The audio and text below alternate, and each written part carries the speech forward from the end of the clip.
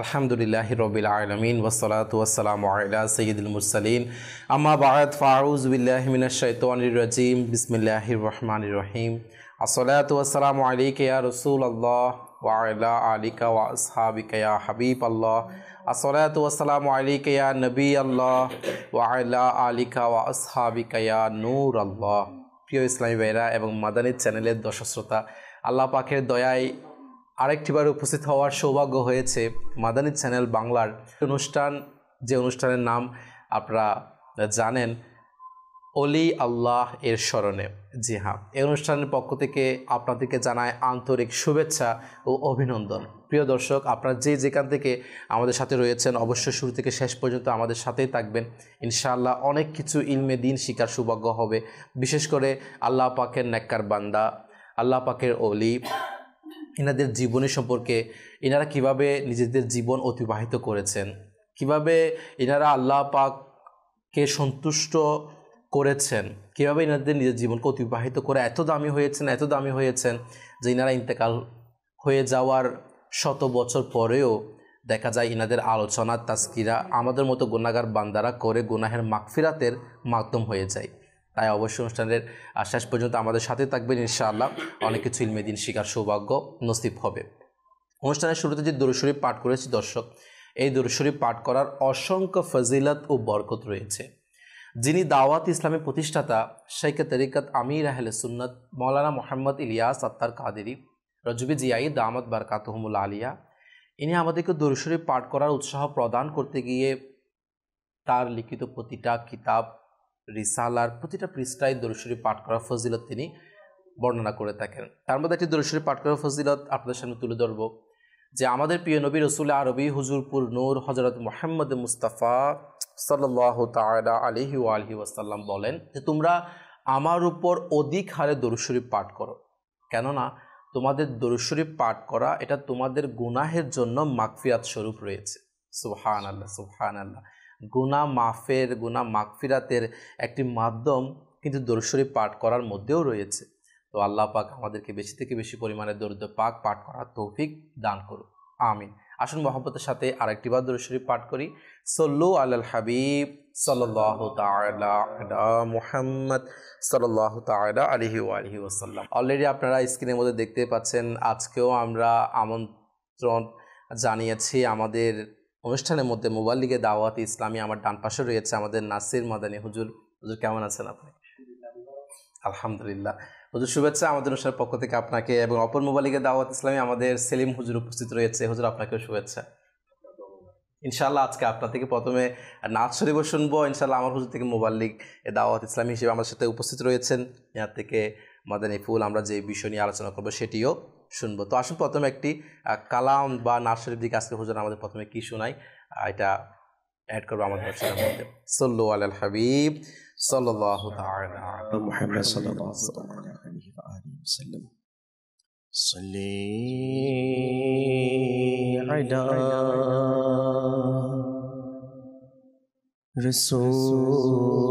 رسولنا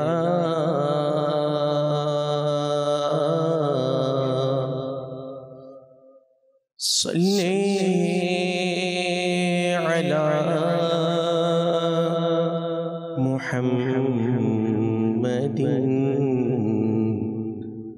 صلي على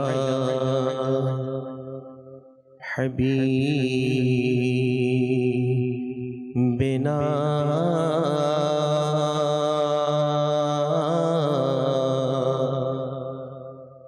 صلي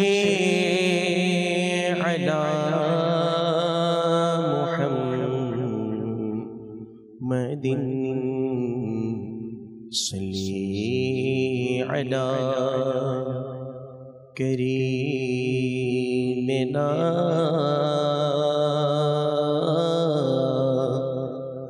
صلي على محمد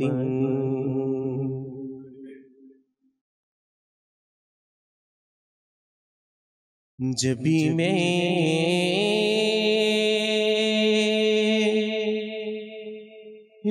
हो संगे दर تمہارا یا رسول اللہ جبھی میری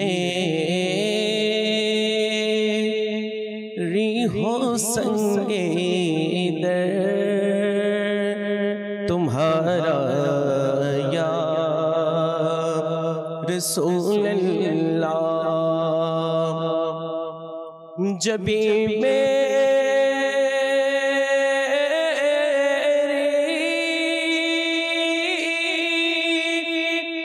ہو سنگے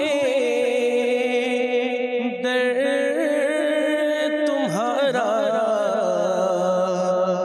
یا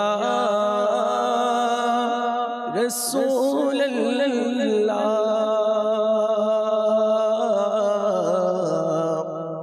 یہی ہے ایک جینے کا سہارا یا رسول اللہ یہی ہے ایک جینے کا سہارا یا رسول اللہ زمانہ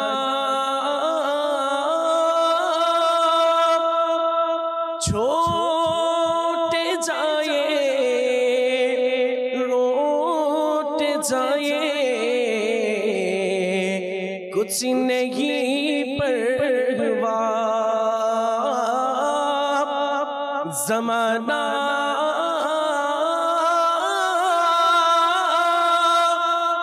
چھوٹ جائے روٹ جائے کچھ نہیں پرواہ نہ چھوٹے ہاتھوں سے دامن تمہارا یا رسول اللہ نہ چھوٹے ہاتھوں سے دامن تمہارا یا رسول اللہ جبھی میری ہو سنگے در تمہارا یا رسول اللہ بروز حشر میری اسی یقین کی لاج رکھ لینا بروز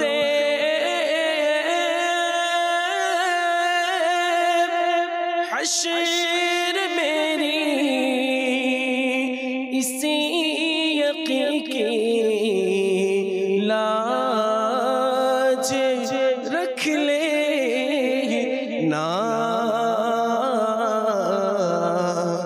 تمہارا ہو تمہارا ہو تمہارا یا رسول اللہ تمہارا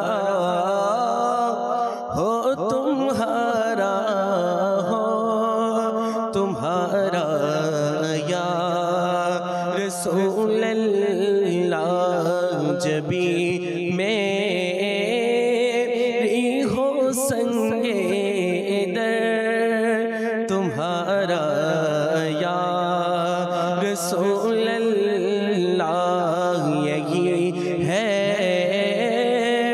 ایک جینے کا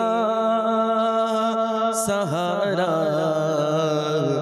یا رسول اللہ মাশাআল্লাহ মাশাআল্লাহ আল্লাহ পাক কবুল করুক আমাদের সকলকে এবং প্রিয় আকাশ সাল্লাল্লাহু তাআলা আলাইহি ওয়াসাল্লামের প্রিয় মদিনার সত্যিকার অর্থে মহব্বত আমাদের অন্তরে নসিব করুক আমিন। প্রিয় দর্শক, আলহামদুলিল্লাহ আমাদের সেলিম হুজুর থেকে আমাদের নাচ শরীফ শোনার সৌভাগ্য অর্জন হলো এবং মাশাআল্লাহ আমাদের মাঝে উপস্থিত হয়েছেন আমাদের নাত পরিবেশনকারী ইসলামী ভাই আমাদের মোহাম্মদ শুয়াইব ভাই। মাশাআল্লাহ হুজুর, আপনাকে শুভেচ্ছা আমাদের সব পক্ষ থেকে। কেমন আছেন হুজুর?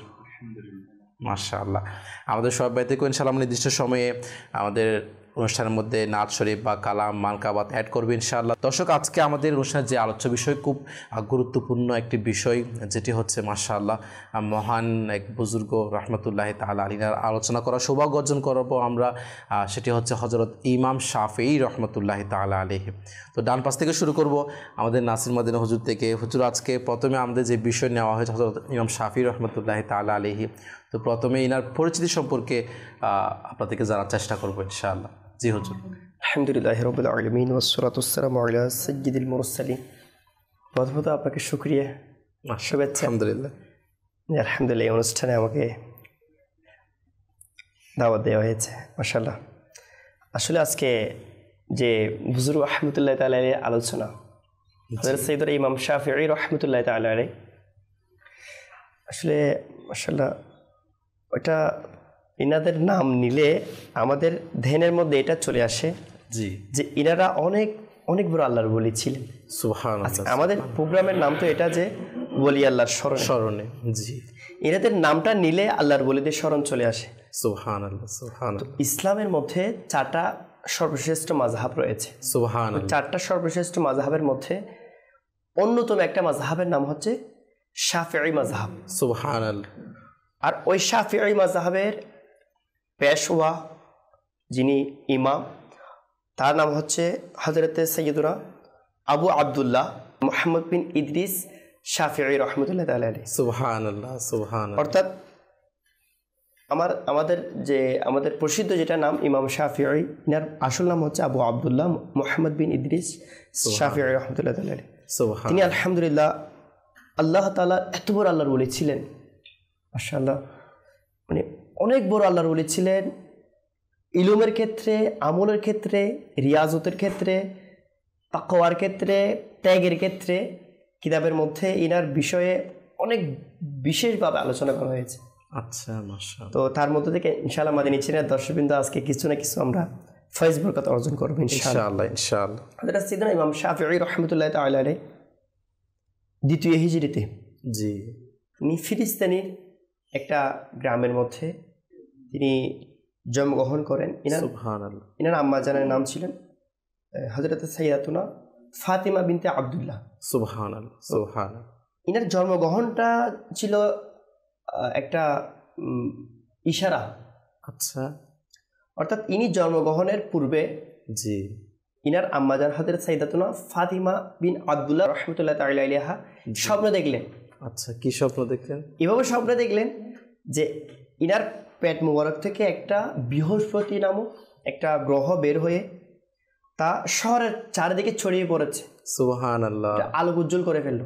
আচ্ছা, এই স্বপ্নটা ব্যাখ্যাকারীর কাছে যখন ব্যাখ্যা জানতে চাইলেন, তখন ব্যাখ্যাকারী বললেন যে আপনাকে মুবারকবাদ, যে আপনার গর্ভ দিয়ে এমন এক সন্তান জন্মগ্রহণ করবে যিনি মিশরের, যার ইলমের ধারা মিশরের কানায় কানায় পৌঁছে যাবে।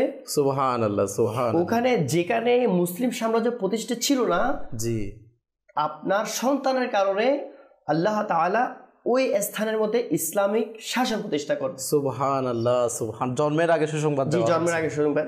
এখন একটু মাপা যায় ইনি কত বড় আল্লাহর ওলি ছিলেন, আল্লাহ তাআলার দরবারে কত বড় মকবুল ছিলেন। সুবহানাল্লাহ। এর সাথে আরেকটা আমরা ফজিলত এরকম জন্মগ্রহণের ক্ষেত্রে ইনার যেটা বংশধারা ছিল, আচ্ছা, ইনার বংশধারাটা তো সর্বশ্রেষ্ঠ বংশধারা আমরা সবাই জানি আমাদের প্রিয় নবী সাল্লাল্লাহু আলাইহি ওয়াসাল্লাম। সুবহানাল্লাহ সুবহানাল্লাহ। তো ওনার বংশধারাটা উপরে যেতে যেতে যেতে যেতে ইনার আব্বা, আবার উপর দাদা, এর উপর যেতে যেতে আমার নবীর বংশের সাথে মিলে গিয়েছে। সুবহানাল্লাহ সুবহানাল্লাহ। অর্থাৎ এভাবে বলা যায় হযরত সাইয়্যিদুনা ইমাম শাফিঈ রাহমাতুল্লাহি তাআলা আলাইহি এক পর্যায়ে গিয়ে আমার প্রিয় নবী সাল্লাল্লাহু আলাইহি ওয়াসাল্লামের বংশের মধ্যে শামিল হওয়ার সৌভাগ্য হয়েছে। সুবহানাল্লাহ, আল্লাহু আকবার। তো আমরা ইমাম শাফিঈ রাহমাতুল্লাহি তাআলার নাম অনায়াসে নিয়ে নিই, কিন্তু আসলে ইনাদের ত্যাগ কিরকম ছিল, ইনারা ইবাদত কিরকম করেছে, কেন এত প্রসিদ্ধ, আজকে আমরা 1443 হিজরিতে বসে না ইনাদের আলোচনা শুনছি মাদানী চ্যানেলের মধ্যে। উঁচু বংশের মাশাআল্লাহ ইনি লোক, উঁচু বংশের ছিল, শুধু বংশ থাকার সত্ত্বেও ইনি সম্পূর্ণ না, বংশ তো আলহামদুলিল্লাহ ছিল, সাথে সাথে তিনি নিজের প্রচেষ্টায় কিছু এমন কিছু কাজ করে গিয়েছেন আচ্ছা যার কারণে আজকে আমি ইনাকে স্মরণ করছি। আলহামদুলিল্লাহ ওই আলহামদুলিল্লাহ ক্ষেত্রে আলহামদুলিল্লাহ একটা ইনার ফজিলতের ক্ষেত্রে এটা বলা যায়। জি একবার এক বুজুর্গ রহমতুল্লাহ তাআলা আলাইহি স্বপ্নে কথা জিজ্ঞেস করে, ইনাকে জিজ্ঞেস করলেন, হুজুর আপনার কিছু স্বপ্ন আমাকে বর্ণনা করুন। তিনি ইমাম শাফি রহমতুল্লাহ তাআলা নিজের একটা স্বপ্ন বয়ান করলেন আচ্ছা যে একবার আমি স্বপ্নে দেখলাম যে মসজিদে হারামের মধ্যে হযরত সৈয়দনা আমার আলিউল মুরতাদা চতুর্থ খলিফা জি হযরত সৈয়দনা শের খুদা করম আলী করমাল্লাহু তাআলা ওয়াজহাহুল করিম এর জিয়ারত লাভে আমি ধন্য হলাম। সুবহানাল্লাহ সুবহানাল্লাহ। তিনি আমাকে যখন জিয়ারত দিলেন আমি ইনার দিকে তাড়াতাড়ি এগিয়ে গিয়ে জি ইনার সাথে কোলাকুলি করলাম, মুলাকাত করলাম, সাক্ষাৎ করলাম, হাতে মুসাফাহা করলাম এবং আদব সহকারে ইনার ফয়জ বরকত অর্জন করলাম। সুবহানাল্লাহ এবং সুবহানাল্লাহ। ইনি খুশি হয়ে নিজের হাত মুবারক থেকে আংটি মুবারক খুলে আচ্ছা ইমাম শাফি রহমতুল্লাহ তাআলা বলতেছেন আমাকে পরিয়ে দিয়েছে। সুবহানাল্লাহ সুবহানাল্লাহ। আচ্ছা, আল্লাহু আকবার। খুশির বিষয় হচ্ছে ইমাম শাফি রহমতুল্লাহ তাআলা এই ঘটনাটা যখন পরবর্তীতে দেখার পর জি। যখন কোনো ব্যাখ্যাকারী তাবির মুআব্বিরকে যখন জিজ্ঞেস করলেন, এটার ব্যাখ্যা সম্পর্কে জি যখন জিজ্ঞেস করলেন তখন তিনি বললেন, হে ইমাম শাফি আপনাকে সুস্বাগতম। সুবহানাল্লাহ। এই জন্য যে আপনার এই মসজিদে হারামের মধ্যে আমার মওলা আলী রাদিয়াল্লাহু তাআলা আনহুর জিয়ারত করা জাহান্নাম থেকে মুক্তির একটা ইশারা। সুবহানাল্লাহ সুবহানাল্লাহ। শুধু তাই আল্লাহু নয়, আকবার আল্লাহু হে আকবার। ইমাম শাফি রহমতুল্লাহ তাআলা আলাইহি হযরত সাইয়েদনা মওলা আলী রাদিয়াল্লাহু তাআলার সাথে হাত মুসাফাহা করা এটা আপনার কিয়ামতের দিন হিসাবের নিকাশের সময় নিরাপত্তার একটা ইশারা। সুবহানাল্লাহ সুবহানাল্লাহ। শুধু তাই আল্লাহু নয়, আকবার।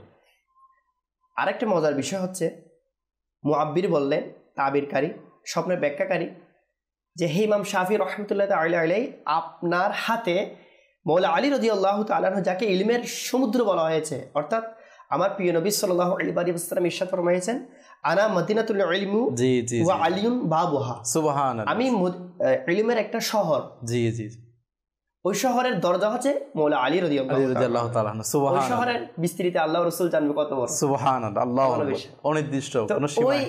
শহরের দরজা যদি আমার মওলা আলী রাদিয়াল্লাহু তাআলা আনহু হয়, ওই ব্যাখ্যাকারী বললেন, হে ইমাম শাফি রহমতুল্লাহ তাআলা আলাইহি আপনার হাতে মওলা আলী রাদিয়াল্লাহু তাআলা আনহুর হাত মুবারক থেকে আংটি বের করে পরিয়ে দেওয়ার এটার একটা ইশারা হচ্ছে যে আপনার এমন প্রসিদ্ধ হবে ইলমের ক্ষেত্রে, জ্ঞান অর্জনের ক্ষেত্রে, জ্ঞান প্রসারের ক্ষেত্রে, এমন ইলমের ক্ষেত্রে প্রসিদ্ধতা লাভ হবে যে যেরকম প্রসিদ্ধি মওলা আলী রাদিয়াল্লাহু তাআলা আনহু দুনিয়ার মধ্যে ছড়িয়ে পড়েছে। সুবহানাল্লাহ শেষ সুবহানাল্লাহ। পর্যন্ত এমন হলো আজকে আমরা বসে ইনার আলোচনা করছি। আল্লাহু আকবার আল্লাহু আসলে আমরা ধন্য। এবং সুবহানাল্লাহ। যেখানে ইনদা যিকরি সালিহিনা তানজিলুর রাহমা, যেখানে আল্লাহ পাকের নেক বান্দাদের আলোচনা হয়, সেখানে অবশ্যই আল্লাহ তাআলার রহমত অজুর দ্বারা বর্ষণ হতে থাকে। সুবহানাল্লাহ। আসলে কত শান ও মান যে হযরত ইমাম শাফি রাহমাতুল্লাহি তাআলা আলাইহি হযরত আলী রাদিয়াল্লাহু তাআলা আনহুর সাথে যে স্বপ্নের মধ্যে একটা সাক্ষাৎ, এমনকি নিজের আন্টি মুবারক পরিয়ে দেওয়া, আল্লাহু আকবার, জ্ঞানের সাগরের কিছু টুকরো ঢেলে দেওয়া আর কি। হ্যাঁ সুবহানাল্লাহ, কেমন শান ও মান। আল্লাহ তাআলা হযরত ইমাম শাফি রাহমাতুল্লাহি তাআলা সাদকায় আমাদেরকেও বিনা হিসেবে মাগফিরাত দান করুক। ইনারা যেভাবে ইলমের সাগরে ডুবে গিয়েছিলেন, ইলমের দিন শিকার জন্য নিজের জীবনকে অতিবাহিত করেছেন, সেভাবে আমাদেরও মন মানসিকতা করার তৌফিক নসিব করুক ইনশাআল্লাহ। সে সম্পর্কে আরও বিশ্লেষণ আমরা জানবো ইনশাআল্লাহ। আমাদের অপর মোবাইলকে দাওয়াত আছে আমাদের সেলিম হুজুর থেকে। সেলিম হুজুর, আপনার আজকে দর্শকের উদ্দেশ্যে আজকে আমাদের ইমাম শাফি রহমতুল্লাহ আলাইহি এর বিষয়ে কি তুলে ধরবেন? আলহামদুলিল্লাহ রাব্বিল আলামিন। প্রথমত আল্লাহ পাক রব্বুল আলামিনের দরবারে শুকরিয়া আদায় করছি যে আল্লাহ তাআলা আমাকে, আমাদের সবাইকে, যারা আমাদের এই চ্যানেলের মাধ্যমে এই অনুষ্ঠান দিচ্ছেন, জি, সবাইকে ইমাম শাফিঈ রাহমাতুল্লাহি তাআলা আলাইহির মতো একজন হাস্তি ব্যক্তি জীবনী সম্পর্কে আলোচনা করার, শ্রবণ করার সুযোগ করে দিয়েছে। আলহামদুলিল্লাহ আলহামদুলিল্লাহ। আসলে দেখেন, আমরা যদি দেখি আমাদের যারা পূর্ববর্তী বুজুর্গ রহমতুল্লাহি আলাইহি যারা ছিলেন, বা আমাদের এই অনুষ্ঠানের নাম হচ্ছে বলি আল্লাহর স্মরণে, অর্থাৎ আল্লাহ তাআলার বলি যারা, বন্ধু যারা, তাদেরকে স্মরণ করি আমরা। আসলে হুজুর সেলিম হুজুর আপনি যেটা বলছেন অলিয়া আল্লাহ স্মরণের করার মাধ্যমে কিন্তু আমাদের গুনাহের মাগফিরাত রয়েছে, এবং অলিয়া আল্লাহ স্মরণ ইনাদের করার মাধ্যমে আমরা আজকে যেরকম যাদেরকে ভুলে গিয়ে আমরা আজকে নিজেদের লাইফস্টাইলকে তৈরি করছি, সেটা আমাদেরকে স্মরণ করিয়ে দেওয়া হয়। যেমন আজকে আমরা বিভিন্ন কি বলবো গুনাহে ভরা যারা জীবনযাপন করে তাদের জীবনীগুলো আমরা আমল করার চেষ্টা করি, স্মরণ রাখার চেষ্টা করি, এগুলাকে স্মরণের উপর আবার প্রতিনিয়ত এটা নিত্য নতুন ভাবে আরে আপডেট করার চেষ্টা করি। কিন্তু যারা কামিয়াব হয়েছে হুজুর, যে এভাবে আপনি যেটা বলছেন এর সাথে বলে আম্বিয়া কেরামের আলোচনা করা হচ্ছে একটা পরিপূর্ণ ইবাদত। সুবহানাল্লাহ, সুবহানাল্লাহ। একটা ইনাদের আলোচনা করাই ইবাদত, শোনাই ইবাদত। সুবহানাল্লাহ, সুবহানাল্লাহ। যিকরুস সালিহিনা কাফারাতুন। আচ্ছা, আল্লাহর নেক বান্দাদের আলোচনা করলে নিজের গুনাহ মাফ হয়ে যায়। আল্লাহ, কারণ ইনাদের উসিলা তো আমরা আমাদের তৈরি পার হবে। অবশ্যই আমরা আজকে মুসলমান হয়েছি ভারতে উপমহাদেশে, এখানে প্রকাশ্যভাবে ওরকম আমাদের স্মরণে যে কোনো আল্লাহর আম্বিয়া কেরাম এসেছেন কিনা আমাদের এটা নলেজে নেই, কিন্তু অবশ্য আল্লাহর ওলিরা এসেছেন। জি, কারণ আমাদের এই বাংলাদেশের মধ্যে এই চট্টগ্রামের মধ্যে আগে যদি আমরা ইতিহাস বলি তবে এটা অন্যরকম ছিল, যারা অমুসলিম একটা ছিল, তো হয়তো বা সামান্য ত্যাগ, আল্লাহর ওলিদের সামান্য ত্যাগ আজকে আমাদেরকে ইমানের মধুরত দান করেছেন। সুবহানাল্লাহ, এরকম ইমাম শাফিঈ রাহমাতুল্লাহি তাআলা আলাইহি ইনি ইলমে দিন শিকার জন্য ইনি ফিলিস্তিনে জমি, আমি বলেছিলাম ফিলিস্তিনে জমি জন্মগ্রহণ করেছেন।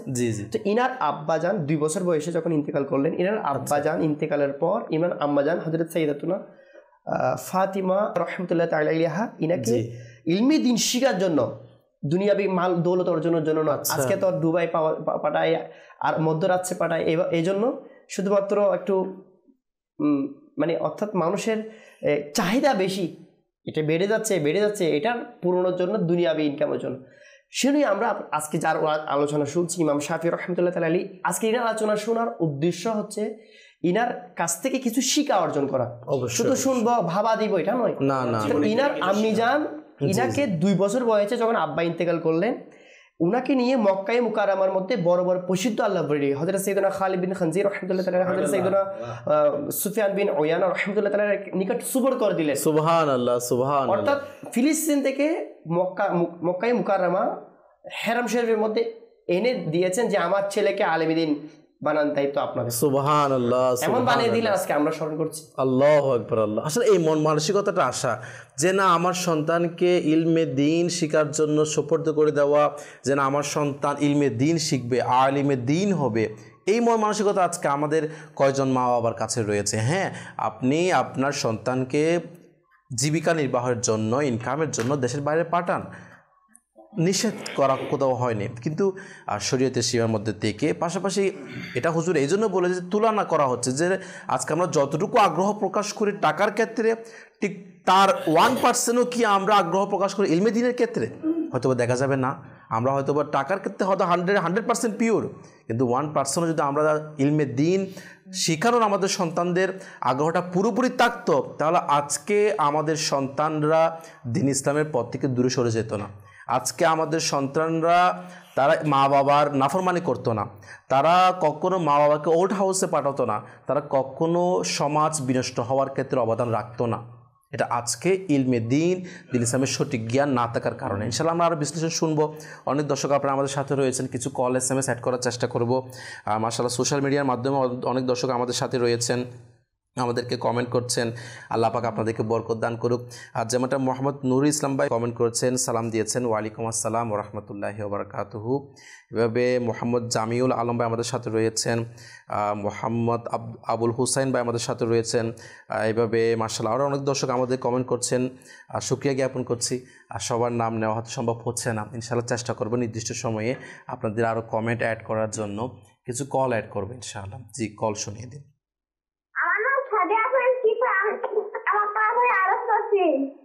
আমার মাদ্রাসা খুব ভালো লাগে, আমি সবসময় মাদ্রাসা দেখি।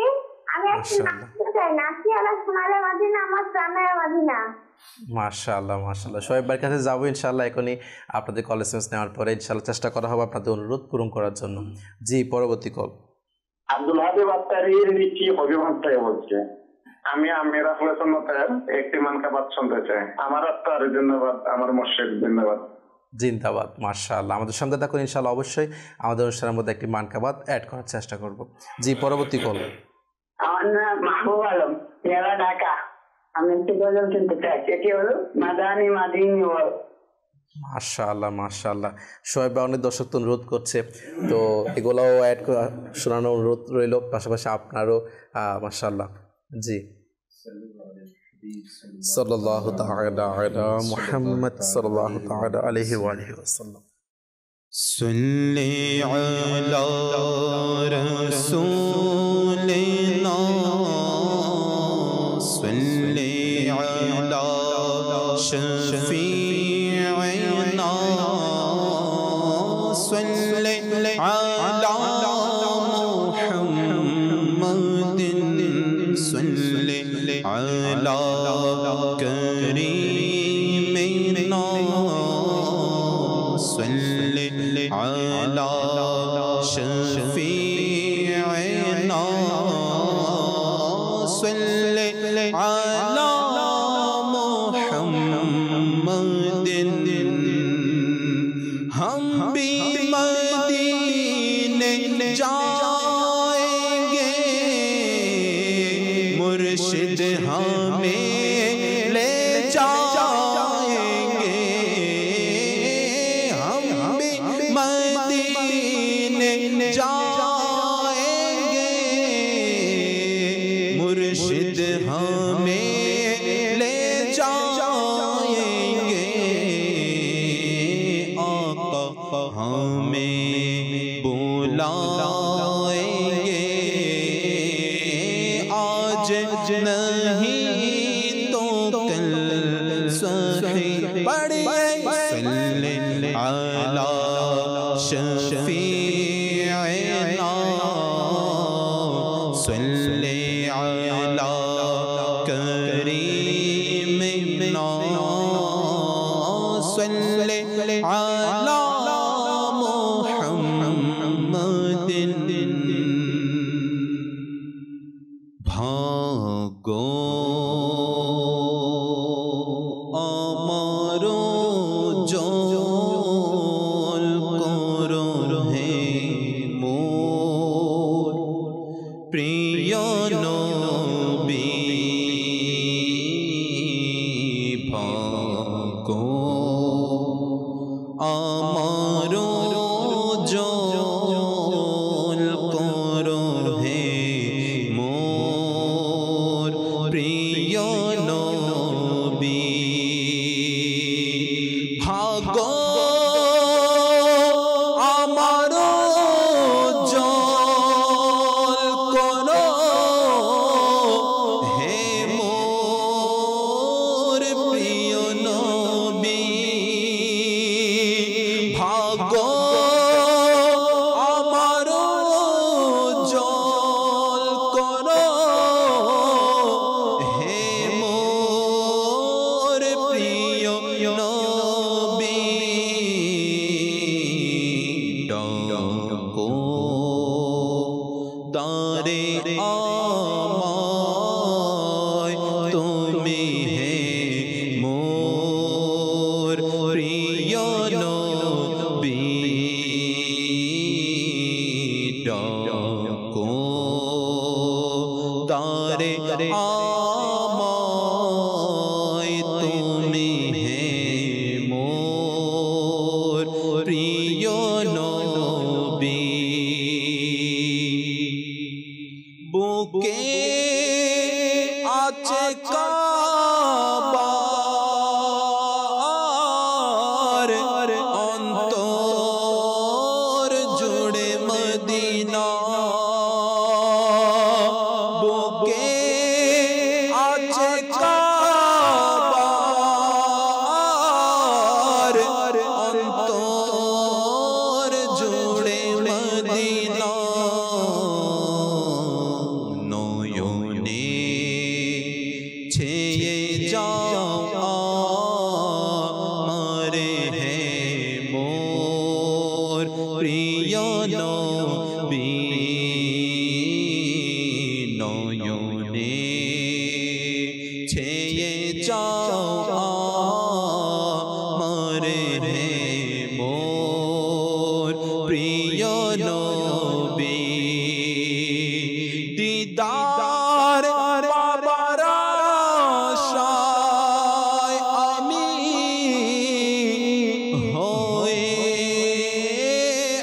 আছি বেকুল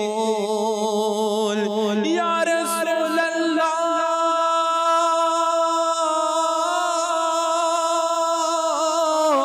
ওয়া ইয়া হাবিবাল্লাহ উঠা দো पर्दा दिखा दो चेहरा के नूर बारे हिजाब में है जमाना तारिक हो रहा है कि मेहर कब से निकाब में है अमी जो दियो गुनाहगार तब उम्मतामी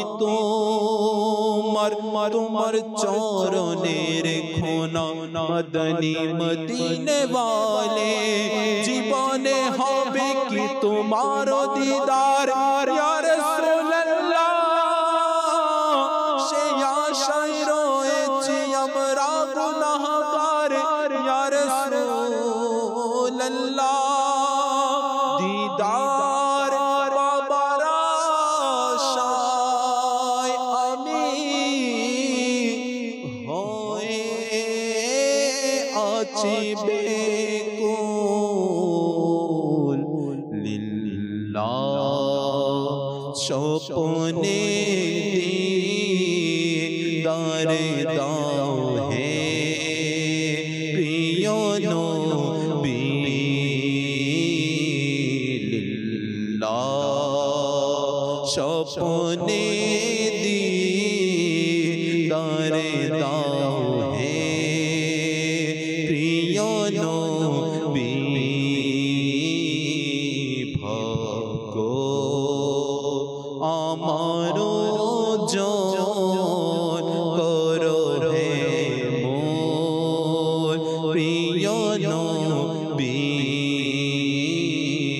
ডাকো দারে আমায় তুমি হে মোর প্রিয় নবী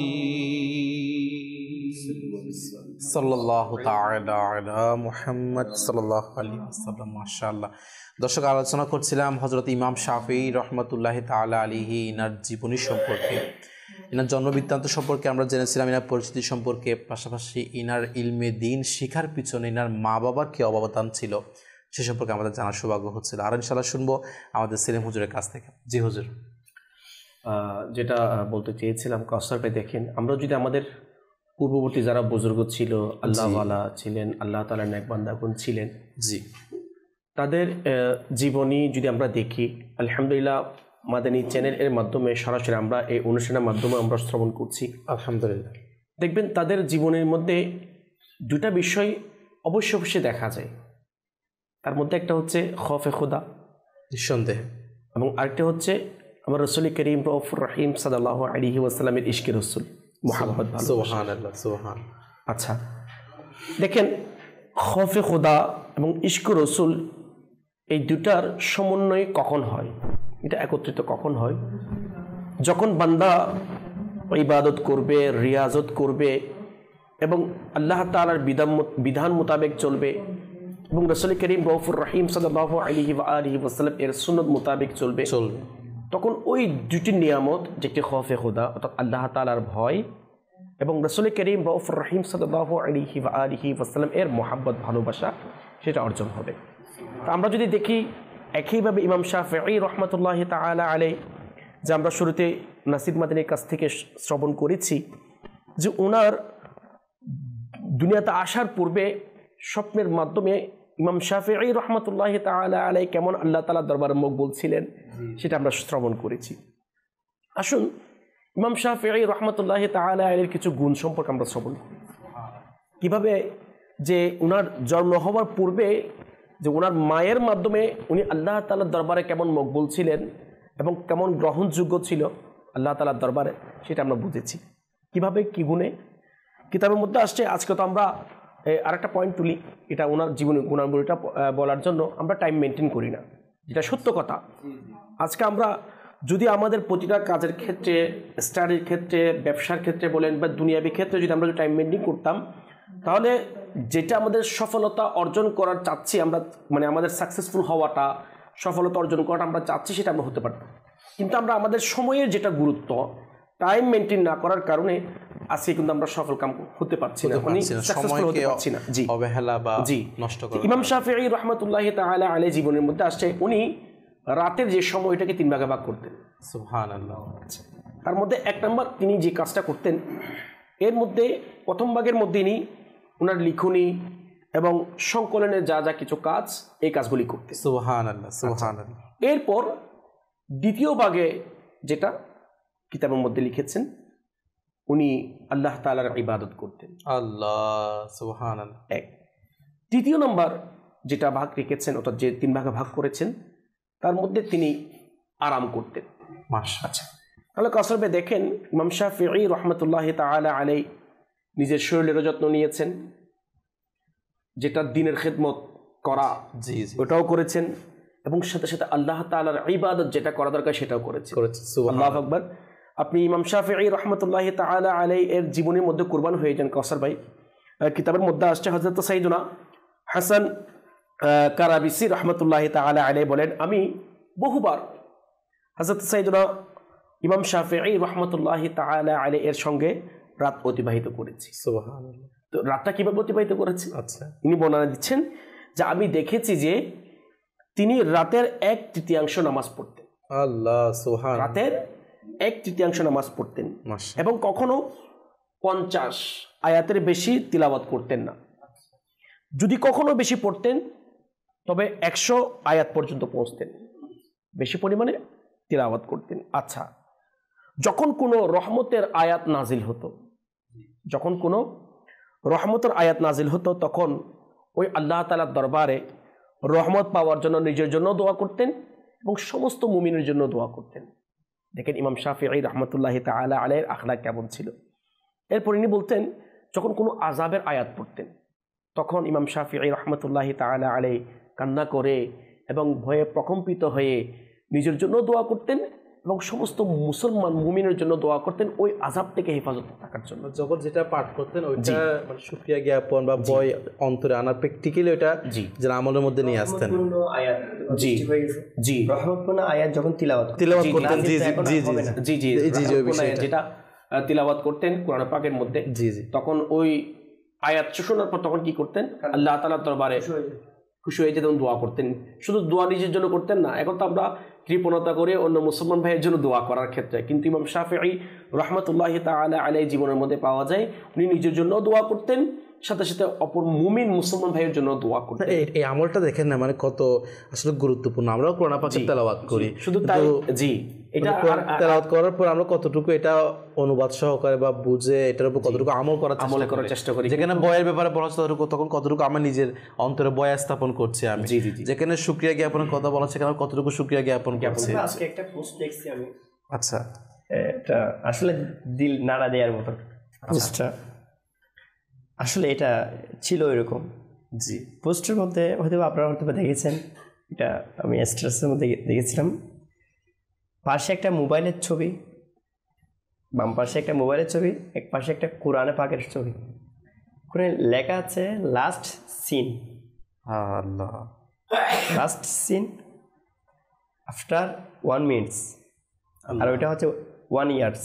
আল্লাহ, কোরআনে পাকের ক্ষেত্রে কখন 1 বছর হয়ে গেছে সেটা খুলেছিলাম, আর মোবাইলের ক্ষেত্রে নেট 1 মিনিটস। আর আমার ইমাম শাফিঈ রাহমাতুল্লাহি তাআলা আলাইহি জীবনের মধ্যে আসছে যে একজন আল্লাহর ওলি বর্ণনা দিচ্ছেন, উনি প্রতিদিন একটি কোরআন পাকের খতম দিতেন। সুবহানাল্লাহ। শাফিঈ রাহমাতুল্লাহি আলাইহি প্রতিদিন একটি কোরআন পাকের সুবহানাল্লাহ, সুবহানাল্লাহ। শুধু যখন রমজান মাস আসতেন উনি নফল নামাজের সাথে 60 বার কোরআন পাকের খতম দিতেন। আল্লাহু আকবার, আল্লাহু আকবার, 60 বার কোরআন পাকের খতম দিতেন। তাহলে দেখেন, আমি মাফ করে দিন, অনেক দর্শকবৃন্দ যারা বুঝবে, জি জি, যারা মনে করবে এনারা তো আল্লাহর ওলি ছিলেন, এনারা তো মানে চোখ বন্ধ করেছেন হয়ে গেছে, আসলে এমন তো না। ইনি আমরা যেরকম পড়তে কষ্ট বা তিলাওয়াত করতে যেরকম আমাদের শয়তান আমাদেরকে বাধা দেয়, যেরকম কষ্ট করে তিলাওয়াত করতে হয়, জি তিনারাও ওটাকে গুরুত্ব দিয়েছেন বিদায় একদিনে অর্থাৎ একটা করে কোরআন পাক এবং রমজান মাসে 60টা খতম। এটা অনেক মনে করবে যে তুমি তো আল্লাহর ওলি ছিল, এনার তো ছুটকি মারাতে হয়ে গেছে, এরকম তো না, কষ্ট করে পড়েছে, চেষ্টা করেছেন নফল নামাজের মাধ্যমে। দেখেন নফল নামাজের মাধ্যমে উনি কি করেছেন, ওটা তিলাওয়াত করেছেন। তো যেটা আমি শুরুতেই বলেছিলাম যে আল্লাহর ওলিদের দুটো জিনিস পাওয়া যায়, একটা হচ্ছে আল্লাহ তাআলার ভয় এবং রাসূল করিম রউফুর রহিম সাল্লাল্লাহু আলাইহি ওয়াসাল্লামের সচ্চা মুহাব্বত।